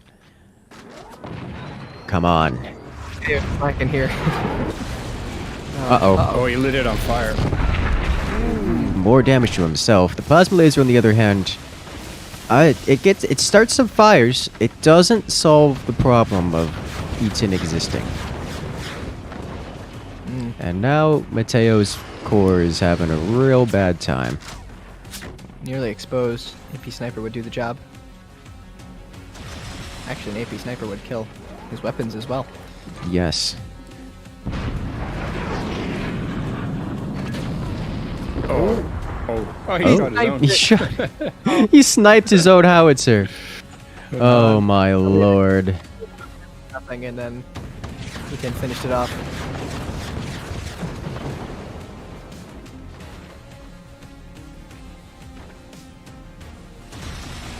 And oh jeez. Spamming a blade of armor in front of his core. I mean, it works. It'll stop the howitzer from blowing him up, but it won't solve the problem of there's only a minute and 45 left in the game, and he has to figure out a way of destroying XVIII within that time. He is selling off mines, which is an interesting choice. Presume for the extra metal. Indeed. Oh, he's that rip plasma laser. Yep. And 47. another 28% of his HP down. That is unfortunate. It seems he was trying to place a turbine in front of it.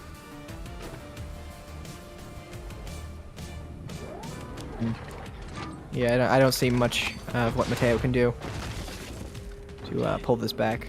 Yeah, XVIII isn't really going for the kill. He's just stopping Mateo from doing things. Mostly with snipers at this point. And Mateo is gone. He has surrendered. Nice. Well, Wow. Dominant. Very That was- one-sided. Very one-sided. XVIII with the victory. yes. Is that for the beans, as people say? Yes. That's it. He has everything. Yep. And the graphics are up for that. Alrighty. Ladies and gentlemen, we have our winner of this 1v1 Forts tournament. It's XVIII coming in on top, undefeated, cleaning everyone out and taking first place. Yes. Very well played. Oh yeah, he played that very well, very consistent, and some very entertaining matches there. That core swing he did on balls was just hilarious. I love Yeah, that one. that It's so good. It is so good. I love it, and I appreciate he managed to feel confident enough to pull that off. Yeah, I would be a bit scared of doing that. That's a good way to put it. Yeah, very risky indeed, but it paid off.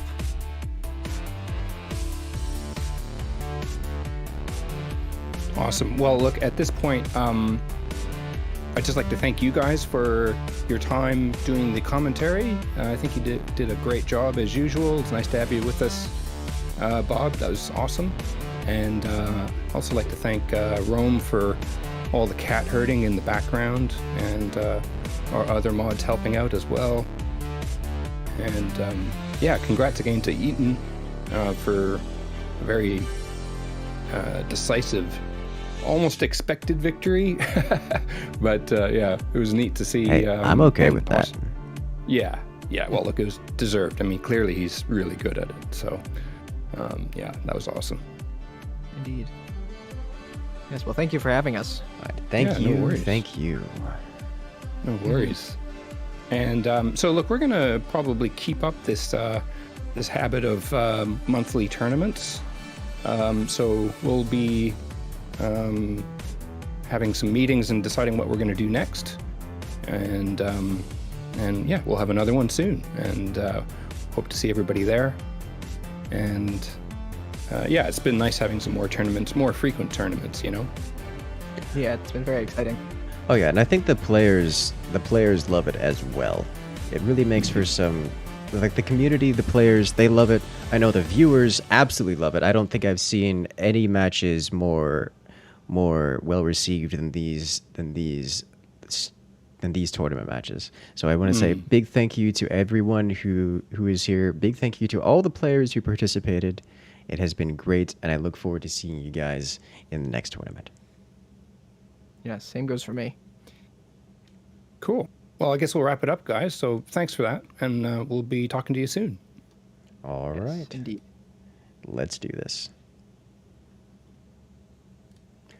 All right, chat. It has been a great tournament. What we are going to do is I have a new video coming out right about now. For those who are wondering, it is a premiere going live from the Forts Pro 2v2 match. The semifinals is going live right now, so make sure to stick around. You don't have to go anywhere. Don't worry. We'll automatically redirect you right over there. So make sure to stop by the YouTube page as we get going.